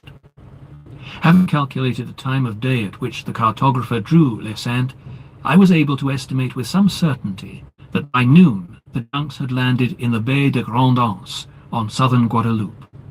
I could imagine them replenishing their fresh water supplies against a backdrop of white, purple, and blue hibiscus and orchids. The wind of the land laden with sweet odours. Cassava, peppers, and yuccas were there for the taking. The sea is a kaleidoscope of fish. Crabs bask on exposed coral, and crayfish are abundant. I could visualize the mariners gambling in the surf before they feasted, washed their clothes, and stocked their ships with fruit. How delightful it must have been to swim in the warm water after being at sea for nearly a month. It used to be my practice, when in command of HMS Rockwell, to anchor off an inhabited bay and send the sailors ashore in the inflatable dinghies we carried.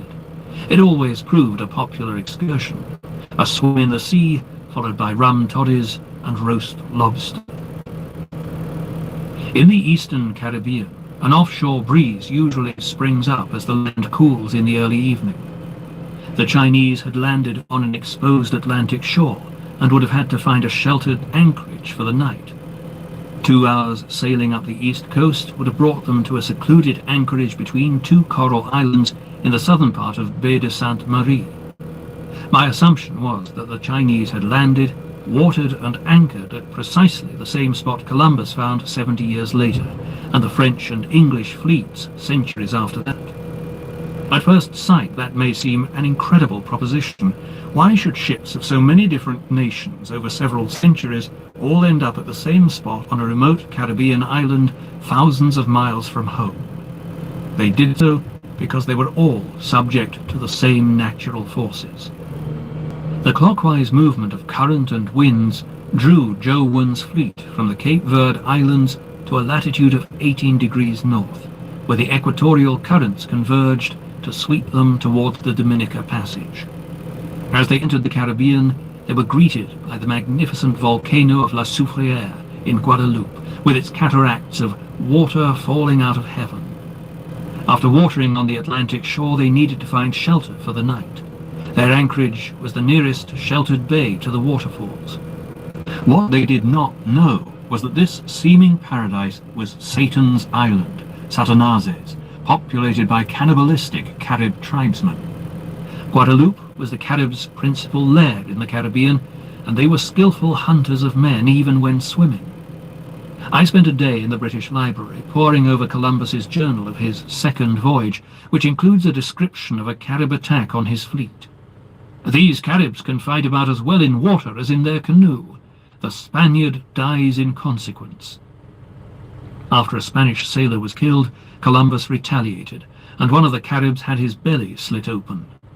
His intestines were floating on the sea, but according to the Spanish accounts, the wounded Carib pushed them back inside his stomach with one hand, while still firing arrows with the other. On that gruesome note, I decided to end my researches for the day. But as I was making my way home that evening, it occurred to me that if the Chinese had landed on the island, they must have been attacked by the Caribs just as Columbus was. Might there be some record or legacy of that landing? When I went back to the British Library to look again at the account of Columbus's second voyage, I made another extraordinary discovery as I read the following passage. In one house they find what seems to be an iron pot, but here is a curiosity amongst savages, the stern post of a vessel. This must have drifted across the ocean from some civilized country. Perhaps it is a part of the wreck of the Santa Maria. Now all stand aghast at the sight of a pile of human bones, probably the remains of many an unnatural repast. Iron is not found on the Caribbean islands, nor indeed in Central America. The islanders used treatments for their boats, and they did not build them with stern posts, a sophisticated design. Stern posts had been in use in China since the 1st century AD. They did not reach Europe until the 14th century. Columbus's Santa Maria was wrecked off the north coast of Haiti, far away to the northwest of Guadeloupe, and the Gulf Stream would have carried flotsam from that wreck in precisely the opposite direction, northwest towards England. I strongly suspected that the stern post came from a junk, and the iron pot was one brought by the Chinese. The Chinese would have put to sea to escape the Caribs just as Columbus's fleet did.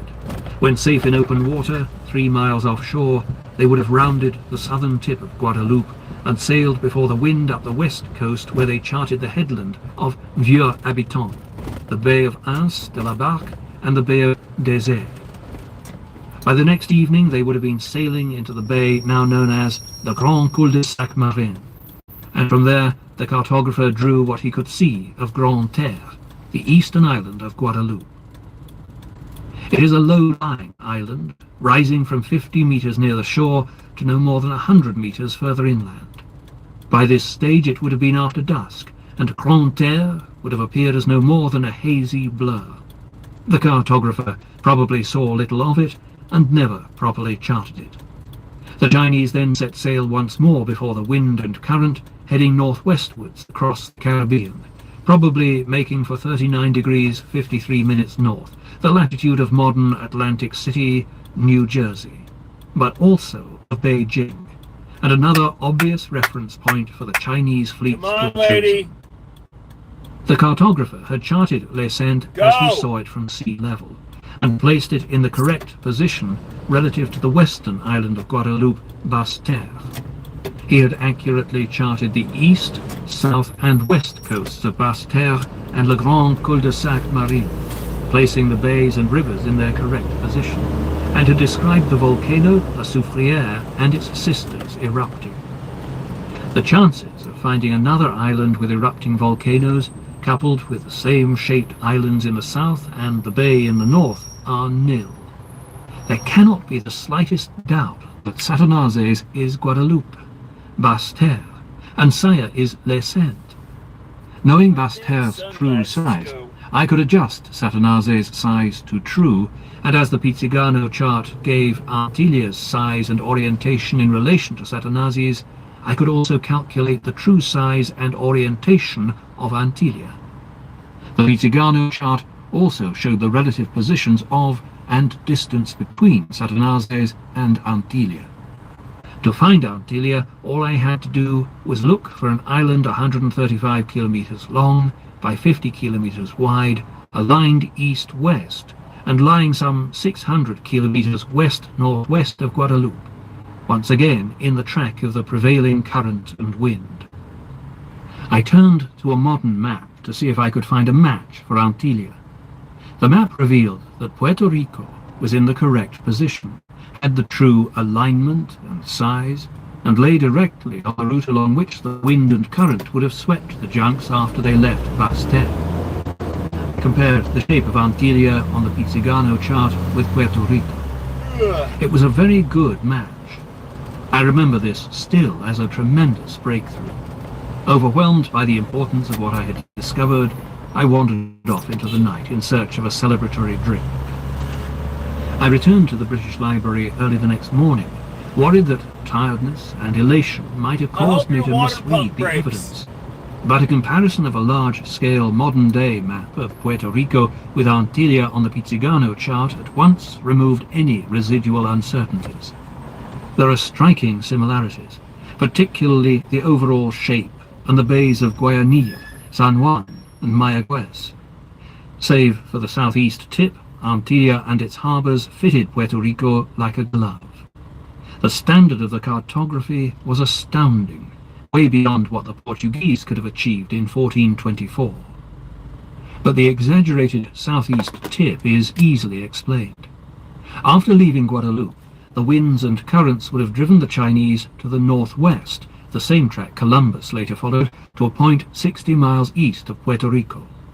There they would have sighted the menacing anvil-shaped volcano El Yunque near the east coast and turned towards it for water. As they had done many times when surveying other islands during their voyages, the Chinese squadron would have been split in two, one sailing north and one south of Puerto Rico to chart both coasts simultaneously. Had they sighted the volcano in the evening, and if they were travelling at their average rate of 4.8 knots, they would have passed south of Vieques Island during the night. In the darkness, they could not have seen that Vieques is a separate island, and accordingly drew it as part of the mainland of Antillia. The Pizzigano chart is also inscribed with the word hurra, hurricane, near the east coast of Puerto Rico, a clear indication that Joe Wen's fleet had been battered by a hurricane as it sailed away from the island. It would have been prudent of him to run before the storm on as few sails as possible so as to find anchor in a sheltered bay. This is consistent with the astonishingly precise cartography of the harbours on Puerto Rico's south, west and north coasts, drawn before Columbus had even been born. The storm-damaged Chinese fleet had completed its survey of Puerto Rico, and I could imagine the junks unfurling their great sails at the tail end of the hurricane and setting sail for the north from Puerto Rico towards the latitude of Beijing. If that theory was correct, there should have been evidence of their voyage at that latitude, I was confident that the Chinese had sailed to the North Atlantic, for the stone erected by Zheng He at Liu Qiaochang in South China after this epic sixth voyage states, "The countries beyond the horizon and at the ends of the earth have all become subject, and the most western of the western, or the most northern of the northern countries, however far away they may be." From a Chinese perspective, the most northern of the northern countries and the most western of the western could only be referring to the Atlantic coasts of North America. But as ever, my problem was that the Mandarins had destroyed all records of the treasure fleets. Once again, I had to look for clues in maps and charts of the Northern Hemisphere drawn before the first Europeans reached the Americas. I had to find a counterpart to the Pizzigano chart. A world map, popularly known as the Cantino, came to my rescue. I had unearthed this extraordinary chart in the Biblioteca Estense in Modena, Italy, during my investigation into Joe Mann's visit to the Americas. It was drawn by an anonymous Portuguese cartographer and surreptitiously obtained by Alberto Cantino, the agent of the Duke Ercole d'Este of Ferrara. The Cantino's provenance and credibility have never been questioned, and there is firm evidence for dating its acquisition to October 1502. The Chinese fleet had to sail before the wind and current. After leaving Puerto Rico, it would have been blown northwest towards Hispaniola and Cuba, and then through the Caribbean to the coast of Florida. The Cantino indeed reflects this, for it shows Hispaniola, Cuba, and many other islands in the Caribbean and off Florida. But though it portrays the coast of Africa and the Indian Ocean and its archipelagos of islands with extraordinary accuracy, at first glance its depiction of the Caribbean appears woefully inadequate. Many of the islands seem to bear little relation to their present sizes and shapes, and I was baffled as to why it was so much in error. I struggled to make sense of this for some considerable time. Then, all at once, the answer came to me. Sea levels in 1421 were lower than they are today. Global warming has caused the South Polar ice to melt, causing sea levels to rise slowly but inexorably. The best estimate of the Proudman Oceanic Laboratory of Birkenhead in England is that they have risen over the past centuries by about 1 to 2 millimeters a year. Other reputable oceanographers put the rise a little higher, at an average of 4 millimeters a year. In the almost 6 centuries since 1421, it is safe to say that sea levels have risen between just under 4 and just under 8 feet. For simplicity, I assumed that the overall rise had been 1 fathom, or 6 feet, roughly the midpoint of the range of estimates. The British Admiralty charts of the Caribbean enabled me to visualize a completely new picture of the region. In 1421, vast areas that today are submerged would have been either above water or with rocks and reefs showing as breaking water and shoals. The banks and reefs of the Great Bahama Bank, stretching south of Andros Island towards Cuba, would in 1421 have been above water down to the latitude of the Tropic of Cancer. And the numerous sand ridges, today marked as almost uncovered on the modern chart, would also have been above water. To the Chinese cartographers, everything from Cayo Guajava in the middle of Cuba's north coast, as far as the latitude of Miami, would have appeared as one large, low-lying island, an extension of Cuba. The prevailing wind and current would have driven the fleet along the northeast coast of Cuba, then due speed. Afterwards, we would surface and relax under the palms on Andros Beach, drinking Bacardi and Coke. My bad, y'all. If the Chinese fleet had made the passage at night, they would never have seen any openings to the west, and could only have drawn what appears on the Cantino. When I adjusted the modern chart to show everything to a depth of 1 fathom, many of the shallow lagoons between the Caribbean islands became dry land. And when I superimposed these adjustments onto the Cantino, it was clear the Caribbean had been drawn with incredible accuracy, just as it would have appeared to mariners sailing through it on a following wind 6 centuries ago. Once again, it was extraordinarily good cartography. The question I now had to face head-on was whether this mapping could have been carried out by Columbus, who had reached the Caribbean in 1492, 10 years before the Cantino was acquired. A number of learned professors have slightly different interpretations on the location of his first landfall in the Caribbean, varying between Samana Key and Cat Island, and on where he first landed on the coast of Cuba. Columbus was a poor cartographer. On his first voyage, his calculations of latitude were 20 degrees out. He believed he was somewhere in Nova Scotia, and his longitude was 1,000 miles in error. Even if Columbus had a secret and rather better cartographer aboard who could have accurately drawn the Caribbean islands shown on the Cantino during all 4 of Columbus's voyages, that still left hundreds of thousands of square miles of ocean and islands shown on the Cantino that neither Columbus nor any other European explorer reached until 20 years after the chart was drawn. I concluded that the chart could not have been the product of any voyage by Columbus. Could it have been drawn by an unknown Portuguese or Spanish expedition? One has to look at the overall picture of the lands covered by the Piri Reis and the Cantino together. By 1501, when the source chart was obtained from Columbus's sailor, the maker of the Piri Reis map could accurately depict South America and Antarctica. By the next year, 1502, the Cantino was showing Africa, the Indian Ocean, and the Caribbean. To achieve the remarkable precision and wealth of detail of the Cantino and Piri Reis charts would have required at least 30 ships just to survey the Indian Ocean, let alone South America, Antarctica, and Africa. Neither Portugal nor Spain could have sent so many huge fleets simultaneously to different quarters of the world. Only China had the ships, the resources, and the expertise to have done so. Cartographers aboard the Chinese treasure fleets had to be the originators of these remarkable charts. By looking at the Caribbean islands charted on the Cantino, I could reconstruct the passage of the cartographers who had drawn them.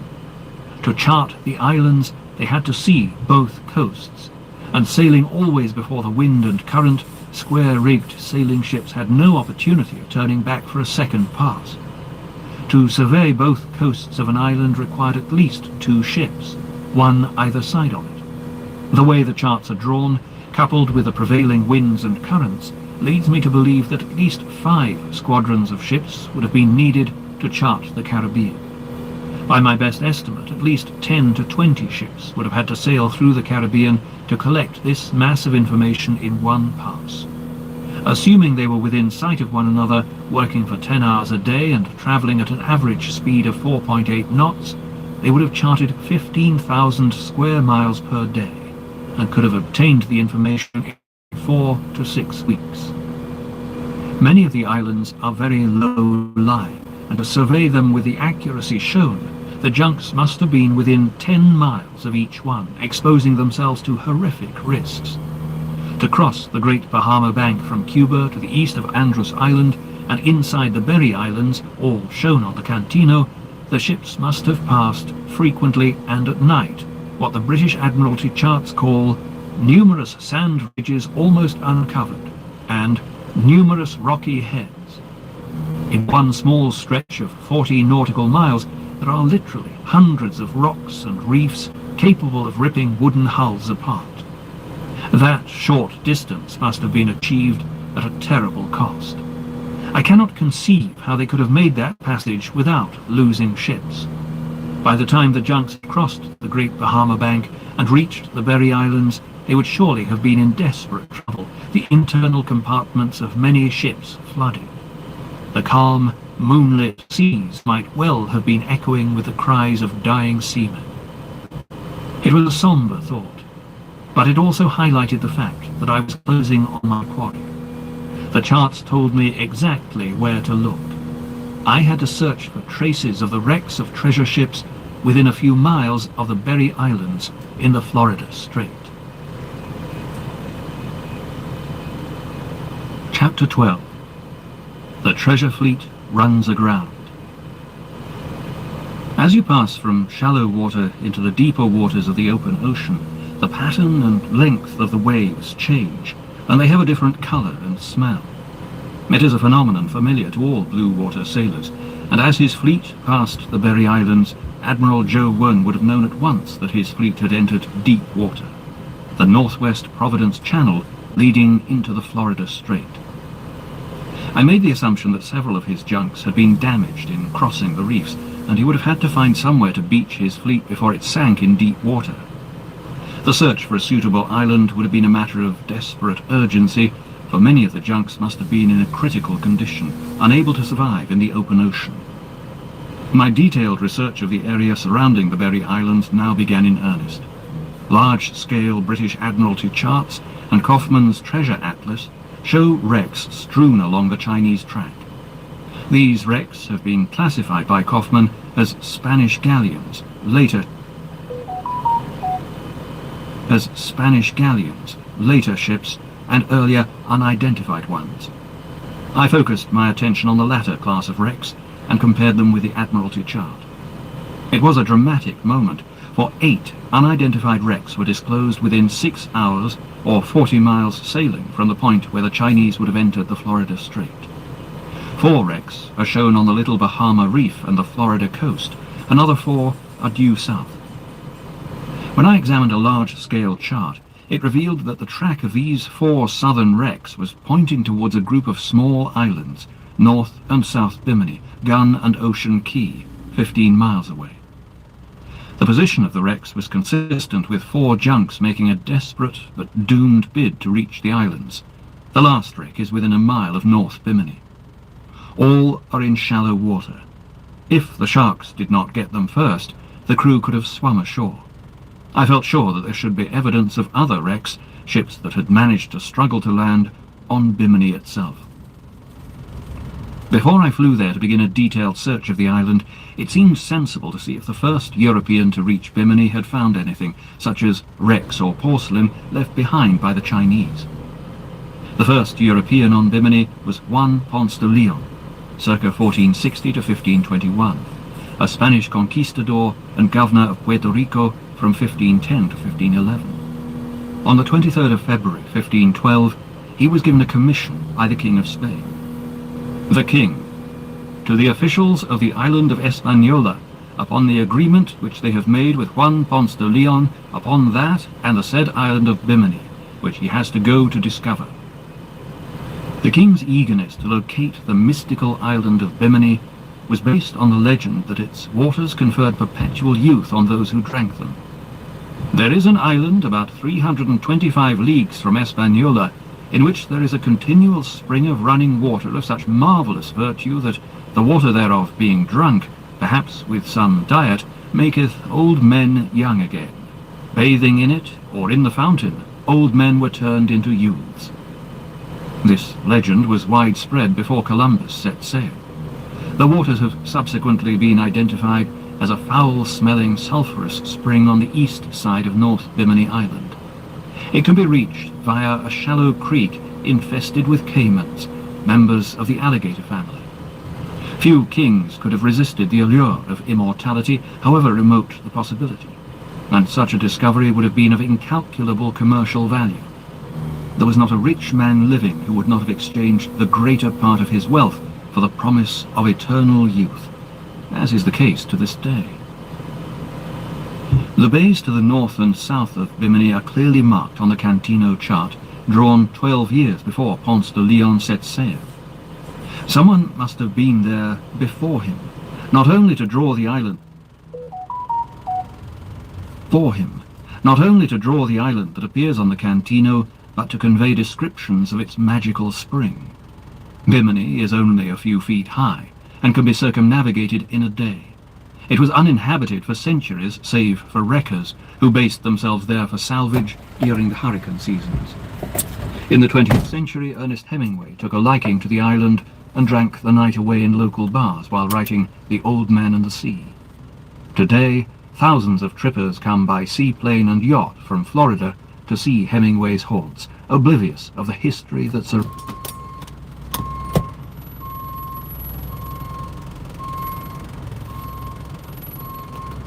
Archaeologist was swimming off North Bimini. He was in 10 feet of water, about 1,000 yards from the shore, when he spotted hundreds of flat rocks, 8 to 10 feet square, arranged in regular patterns. His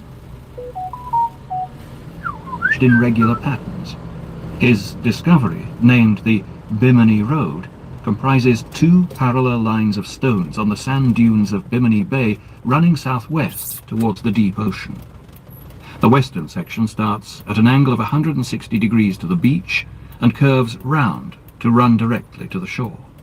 The curved part, some 330 feet long, is composed of large, well-laid stones. The straight, shoreward section is 1,200 feet long by 200 feet wide and has a trench in the middle where there are no slabs. The website has further details. In 1974, an American scientist, Dr. David Zink, led an expedition, the first of 9, to survey these mysterious stones.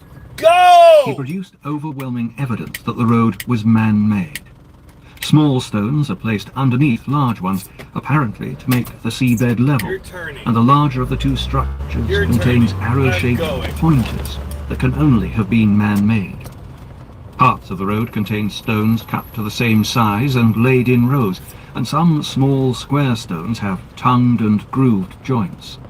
They have been submerged over a long span of time, for the edges of some have become rounded by wave action, giving them something of the appearance of huge loaves of bread. Some of them were not of Caribbean origin. The road is clearly visible from the air through the azure water.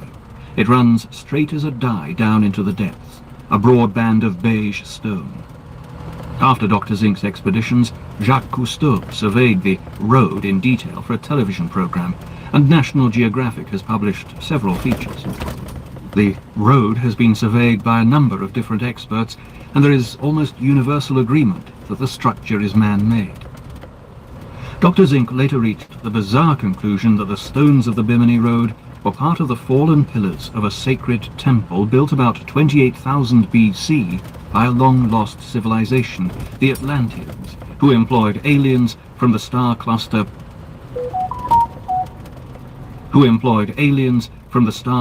Pleiades to build a megalithic temple complex similar to Stonehenge. Although I disagree with the strange conclusions Dr. Zink reached, they do not detract from the value of his basic observations, measurements and surveys, which were meticulous. As Admiral Joe One's fleet made for Bimini, many of his ships must have been holed below the waterline with one or more flooded compartments. The captains of the crippled junks desperately needed Oh my god. to beach them before they sank, so that they could carry out repairs to the hulls and pump out the seawater before it reached the rice that was their principal food supply. The standard practice with crippled ships, established over centuries and used extensively during the Second World War, is for damaged ones to be lashed alongside seaworthy ones to keep them afloat and offer all possible assistance. It is likely that some flooded horse and grain ships were tied to capital ships limping towards the shore. One can imagine the relief of the seamen and concubines as they saw the sandy spit of land fringed by palm trees. As soon as they saw North Bimini, the ship's captains would have made straight for it.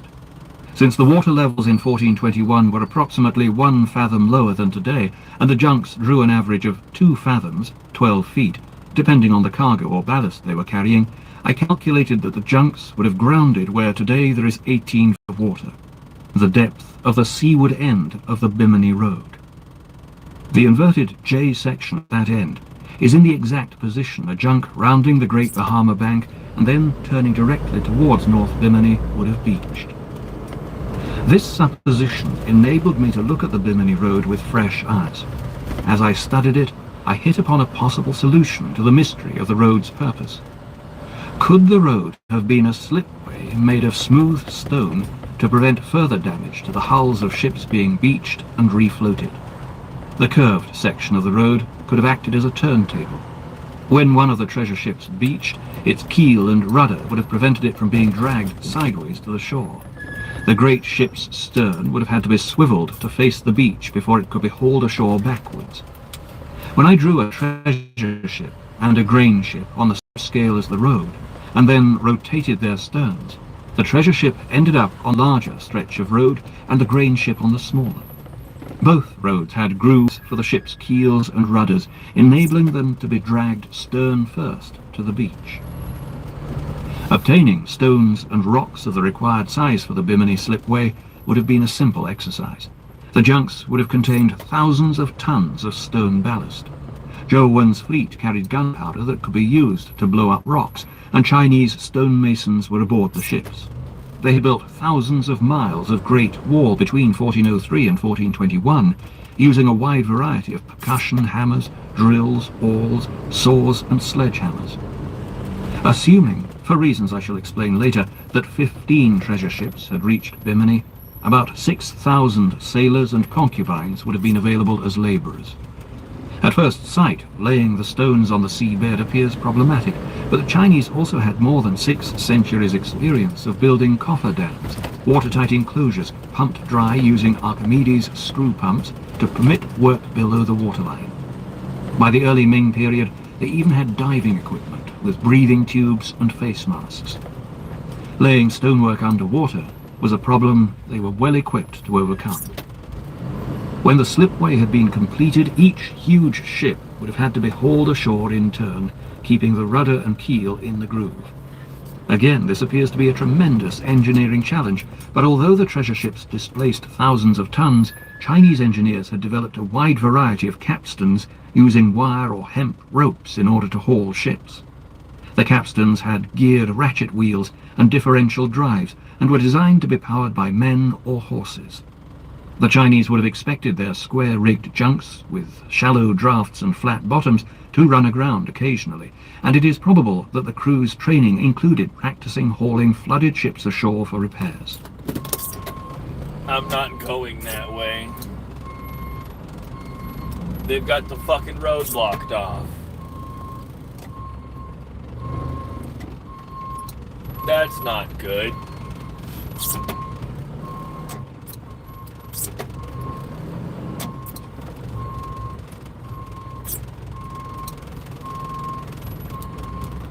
Also differed. Dr. Zink found one sample to be dominated by aragonite crystals, another by spalling calcite, implying that adjacent stones had different physical properties, and hence had been formed in different locations. But why would it be necessary to transport huge stones and those square building blocks to Bimini when there was plenty of usable rock there? Unless they were part of the ballast carried by the Chinese junks.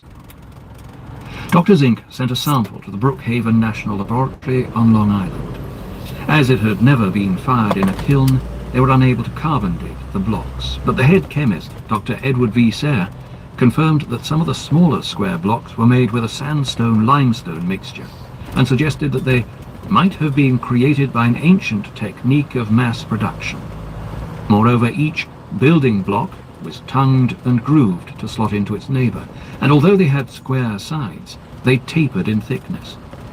There appeared to be no need for the tongue and groove on the seabed, for the stones were not joined together with them.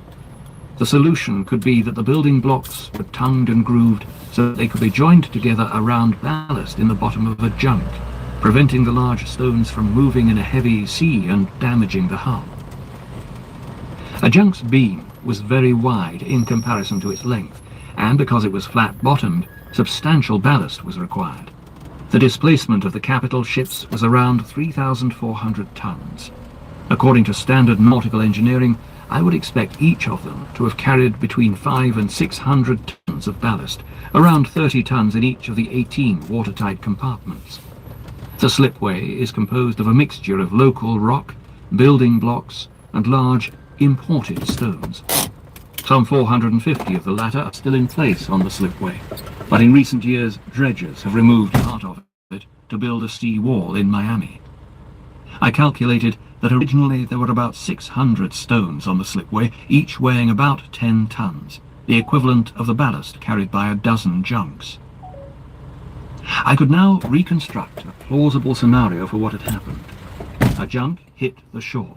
Its hull fractured, and some stones or building blocks spilled out onto the seabed, the first part of the road. To increase buoyancy, other large stones might have been lowered through the ruptured hulls using long stones as straps beneath them, held by ropes at either end. The support stones on the seabed might have been the straps left when the stone reached the seabed. Although the imported large stones are commonplace, save in the Caribbean, throughout the world, they are found in the Yangtze area and could have been mined and cut to size in the Ming quarries in the eastern suburbs of Nanjing, where the treasure ships were built. The building blocks on the seabed are 1 chi, 32 centimeters square, and the sandstone-limestone mixture used to make them was widely available in the Yangtze area. Once the junks had been hauled onto the beach, the seawater could be pumped out, and the urgent task of drying the rice stores could begin. The Chinese crewmen would have been able to supplement their basic diet with the abundant conches, turtles, and game fish around Bimini. Water could be obtained from the celebrated spring, the bubbling pool of sulphurous water later described to Ponce de Leon as a fountain of life. But however skillful the Chinese carpenters, some junks would have been damaged beyond repair. They would have been cannibalized, their holds emptied of stores, their hull planking used for the repair of potentially seaworthy junks and for firewood. The remainder of the hulls would have been left as giant wooden skeletons on the beach beyond the slipway. If this had happened, some evidence might remain. In 1989, Raymond E. Lee, a land surveyor attached to Dr. Zink's expedition, flew across North Bimini and took measurements with infrared equipment of the northeastern end of the island, opposite the place where the slipway comes ashore. He discovered 4 rectangular sand mounds, the largest 500 feet long and 300 feet wide. Their size and shape suggest that they may be the sand-covered hulls of treasure ships, and they are just where I would expect to find the skeletons of junks swept ashore by a hurricane. Another mound was found by Dr. Zink on the beach near the slipway. As Chinese warships, the remains of the junks may technically still be the property of the Chinese government. Negotiations are in hand between the Bahamian authorities and myself to resolve the issue of ownership of any artifacts that may be found. When these protracted negotiations are complete, archaeologists may be allowed to excavate the mounds. Their contents may yield detailed knowledge of Zhou Wen's fleet, and perhaps some of the treasure it carried. It could be a priceless discovery in every sense. Each junk could carry 2,000 tons of cargo, and a single early Ming plate was recently auctioned for £89,500. I concluded that 4 junks had sunk just short of North Bimini. Another 5 had been abandoned on East Bimini, and the remainder had been repaired and refloated. The lost ships would have carried several thousand sailors and concubines, and Bimini could probably not have supported more than 100. A large number would have been taken aboard the surviving junks, but it is inconceivable that room could have been found to carry all of them back to China. Some must have been left on Bimini. Others put ashore wherever conditions seemed to offer better hope of survival. As Admiral Zhou Wen's shrunken fleet continued its voyage, its upper decks crowded with crew and passengers from the abandoned junks, many others must have been left to their fate, as happened to sailors from Columbus's ships 70 years later. One of his ships and crew were left behind on Hispaniola. Once the available food on Bimini was exhausted, the abandoned Chinese would have had to attempt the crossing to Cuba, the nearest large island some 180 miles to the south, or to Florida. Had they managed to do so, some of their descendants should have been alive when Columbus arrived. In the summer of 1494, on Columbus's second voyage, he anchored his ships off Cuba near a beautiful palm grove to get fresh water and wood. As the landing party cut wood and filled their water casks, an archer strayed into the forest in search of game, only to return a few minutes later to relate a baffling and frightening experience. He had come across a band of about 30 well-armed Indians. 3 white men were in the company. 3 white men were in the company of the natives. The white men, who wore white tunics which reached to their knees, immediately spotted the intruder. One of them stepped towards the hunter and started to speak. The hunter then fled. Upon hearing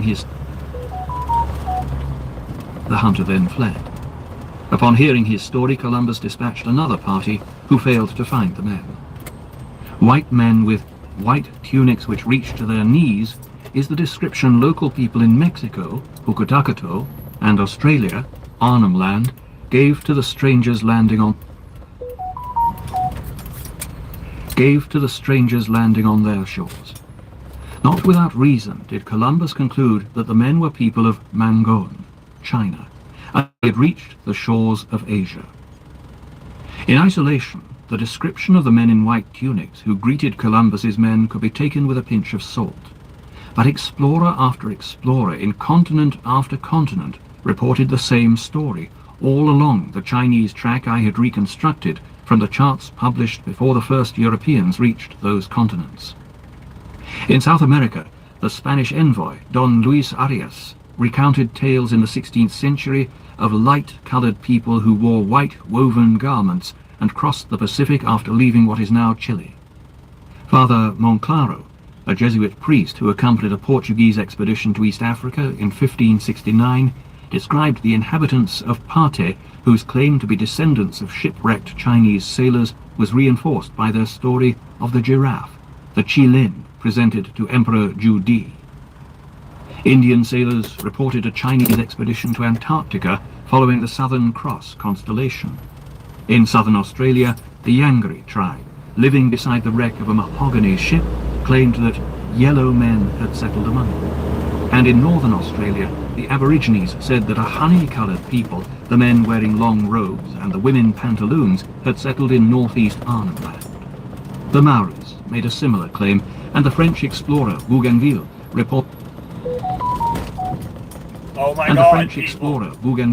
reported meeting Chinese people in the Pacific in 1769. It is scarcely credible that all these accounts are imaginary or fabricated. The Bimini Road has, of course, excited great controversy and interest. All sorts of exotic ideas and theories have been put forward. Mine is but the latest. I fully accept that it requires some leaps of the imagination that are not as yet backed up by hard evidence. Only when the Bahamian authorities grant permission for the archaeological excavation of the sand mounds on the beach will we be able to determine whether or not my theory is correct. For the time being, frustrating though it was, I had to leave the mounds undisturbed and depart from Bimini, following in the wake of Admiral Joe One as he assembled the remnants of his fleet and sailed northwards. Chapter 13. Settlement in North America. In solving the immediate problem of his damaged and destroyed ships, Admiral Joe One had fallen foul of another. Some of his ships were again seaworthy, and some of the rice had been salvaged, but he now had to make provision for the crews and concubines from the wrecks that had been left on the beach at Bimini. There would have been several thousand additional sailors and several hundred concubines to be accommodated and fed from a much reduced food supply. The rulers of many Arabian, African, and Indian states had been served by the concubines. Many must have been pregnant when the fleet left India, and some would already have given birth. The only way to cope with the chronic overcrowding in the surviving junks would have been to create settlements ashore where some of the crewmen, concubines, and their children at least had a chance of survival. A later voyage would have to return for them. If such Chinese settlements had been made in North America, and the results of recent tests on the Muskoke people of southeastern United States show that they do have Chinese DNA, my problem as ever was to locate the physical evidence.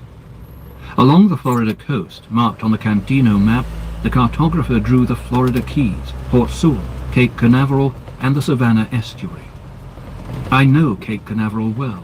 I was operations officer on HMS Resolution when we fired Britain's first Polaris missile there in February 1968.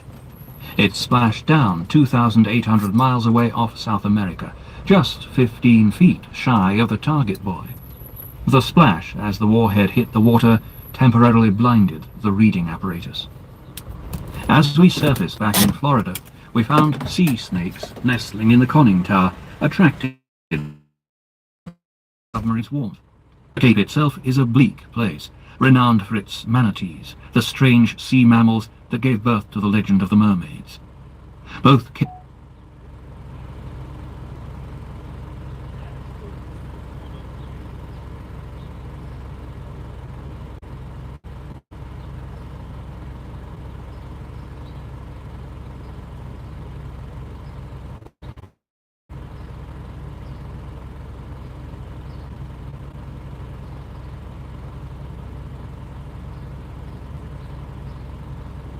Island of the Mermaids.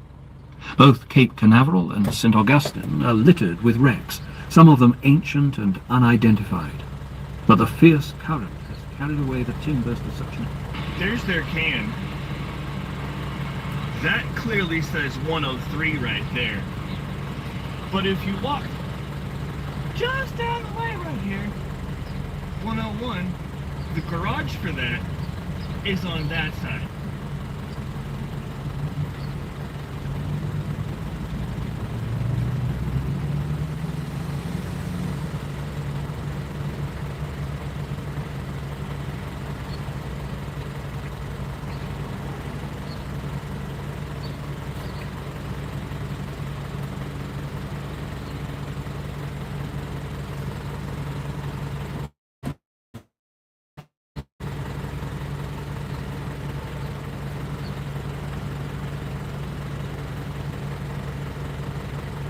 Both Cape Canaveral and St. Augustine are littered with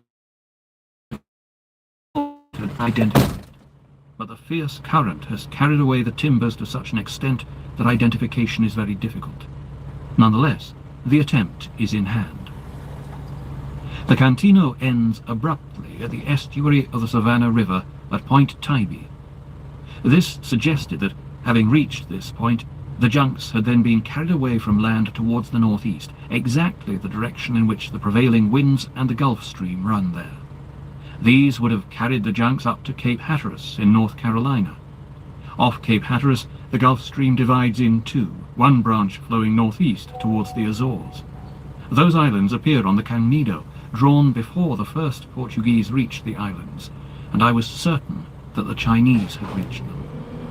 The other westerly branch of the current off Cape Hatteras flows at first due north, then slowly rotates to the northeast past Philadelphia. At latitude 40 degrees north, the current flows inshore towards Long Island, Rhode Island, and Cape Cod. Once again, this part of the coast is littered with unidentified wrecks, many of them ancient, and a sensible point to begin a detailed search for traces of the Chinese was at the latitude of Beijing, 39 degrees 53 minutes north. On the course the junks were taking, they would have reached this point off the coast of modern New Jersey. I've taken my submarine up that coast and can confirm that a huge volume of water flows northeast, and the wind and current push ships directly towards Cape Cod. I began the search around Narragansett Bay and Buzzards Bay, and on the Cape Cod Peninsula, making sure first of all to consult the accounts of the first Europeans to reach this part of the coast. The renowned Venetian explorer Giovanni da Verrazzano, circa 1480 to circa 1527, arrived there in 1524, 22 years after the Cantino was produced. Francis I of France had retained him to explore the North American coast with the aim of finding a seaway to the Pacific and the Spice Islands, the happy shores of Cathay. Verrazzano's voyage was carried out at the same time as the Spanish sent Magellan around South America and the Portuguese dispatched a series of expeditions around the Cape of Good Hope. All three countries were in a race to find the most cost-effective and secure means of reaching the Spice Islands of Ternate and Tidore, now that the overland route to the east, the Silk Road, had been severed. In 1524, Verrazzano with his small squadron sailed northwards up the coast from Virginia to the eastern tip of Nova Scotia, describing the pleasant land and its savage people as he went. When at the parallel of Rome, 41 degrees and 2 terstices north, he entered a large bay corresponding with Narragansett Bay off Rhode Island, where he spent 15 days. The local people were the colour of brass. Some of them incline more to whiteness, others are of yellow colour, of comely visage, with long and black hair, which they are very careful to trim and deck up. They are black and quick-eyed, and of sweet and pleasant countenance. The women are of the like conformity and beauty, very handsome and well-favoured, of pleasant countenance and comely to behold. They are as well-mannered and continent as any woman, and of good education. Women use other kinds of dressing themselves like unto the women of Egypt and Syria. These are the elder sort, and when they are married, they wear divers toys, jewelry, according to the usage of the people of the East, as well men as women. This is a very significant passage. Verrazano was comparing elegant people with brass-coloured skin to the much darker and more uncouth people he had met further south. He referred twice to the women's connection with the East and their clothes, dresses rather than the furs and animal skins worn by the people he had encountered previously. Most important of all, Verrazano was not describing local women married to foreigners, but women resembling those from the East who had somehow ended up in North America. Clearly, they were from a different civilization and were not natives of North America nor of Europe. Verrazano's description suggests that the younger girls were not following their grandmother's traditions. The original customs they had brought were dying out, indicating that they had been there a few generations.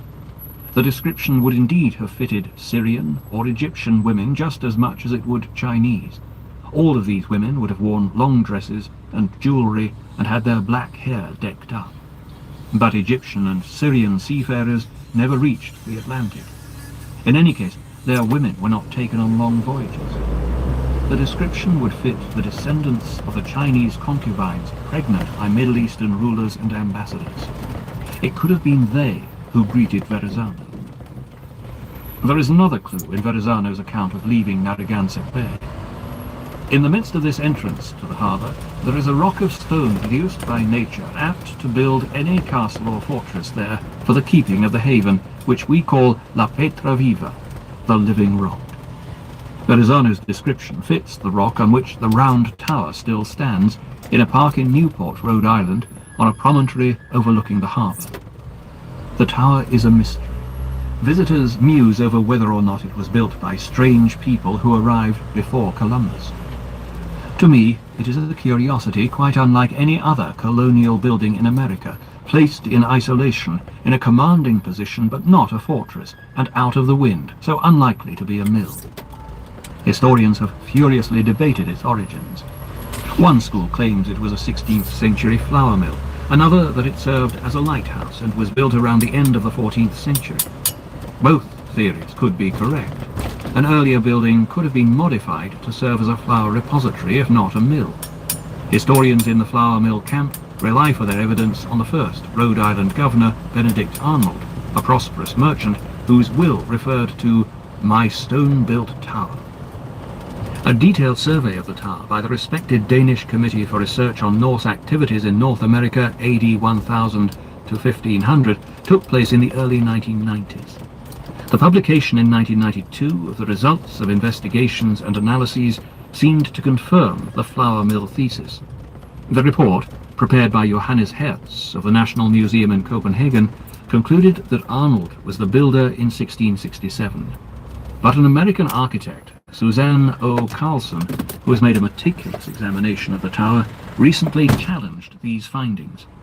She argued that closer study of the report revealed the tower could not have been built by Arnold at that date, and she cited 4 specific pieces of scientific evidence in support of her argument. Firstly, she contended that every 17th century colonial structure in New England was built using English measurements, yards, feet, and inches, yet not a single dimension of the Newport Round Tower conforms. Secondly, she claimed that the 17th century trench surrounding the tower, which the flour mill camp says supports their argument, could only have been built to stabilize an earlier building.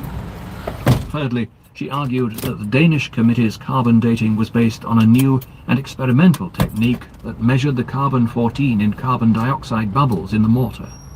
The actual range of dates measured was between 1410 and 1970, and while the Danish Committee attributed it to the late 1600s, the analysis could equally well apply to any date after 1409. Lastly, the tower was built using an unusual type of mortar made from crushed shells, rather than the standard lime mortar habitually used by colonial builders. However, the details of the tower's construction do not reveal its purpose, which has been described as follows. The first story of the tower served as a lighthouse. The larger windows of the first story were so placed in relation to the fireplace that the light from the fire at night seen through the south window would be a guide to a ship approaching the entrance to Narragansett Bay. Fireplace light through the 2-foot opening of the west window would guide a ship to the harbour landing at the bottom of Tower Hill. The ingenious builder of the tower had obviously had considerable experience in designing lighthouses. The Norse were present in Greenland from the end of the 10th to the early 15th century. Greenland had no wood, so each summer they set sail to Vinland, North America, to gather wood, returning each autumn. At first sight, the narrow windows and round arches of the Rhode Island Tower appeared Romanesque, and my initial reaction was that it was a lighthouse built by the Norsemen. It could have been. They had penetrated nearly as far south as Newport. However, the Norse had little experience of lighthouse design and are not known to have built one overseas. And in my view, the design and position of the windows closely resembled those of the Song dynasty, 960 to 1279 lighthouse that guided Chinese and Arab trading fleets into the port of Zheitong, Quanzhou, in Fujian province in southern China. A number of the crewmen aboard the Chinese fleet would certainly have known Zheitong and its lighthouse, for at the time of the Chinese treasure fleets, Zheitong was probably the largest commercial port in the world. Marco Polo described it as a great resort of ships and merchandise. For one spice ship that goes to Alexandria or elsewhere to pick up pepper for export to Christendom, Zheitong is visited by 100. For you must know that it is one of the 2 ports in the world with the biggest flow of merchandise. The Zheitong lighthouse is twice the size of the Newport Round Tower and is 5 stories high rather than 3, but the windows are notably similar, as is the design of the central fireplace.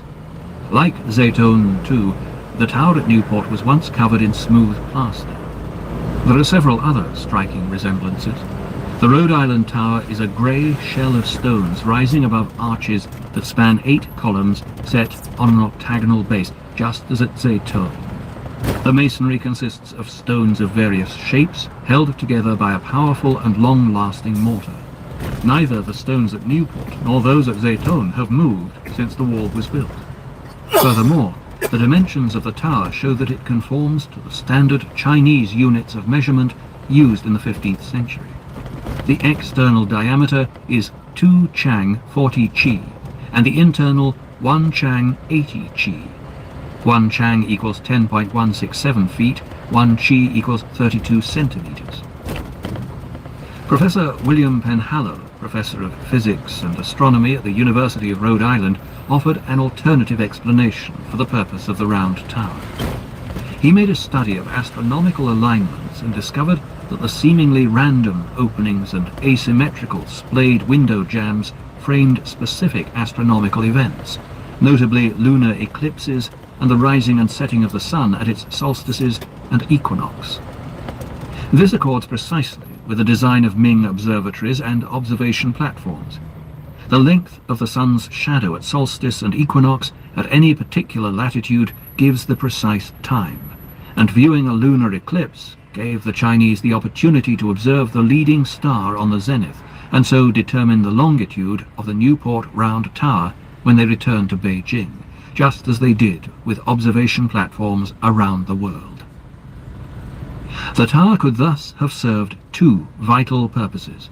It could have been used to determine the exact location of the settlement set up by the Chinese crewmen and concubines left behind, so that they could be found and rescued on a subsequent voyage of the treasure fleets.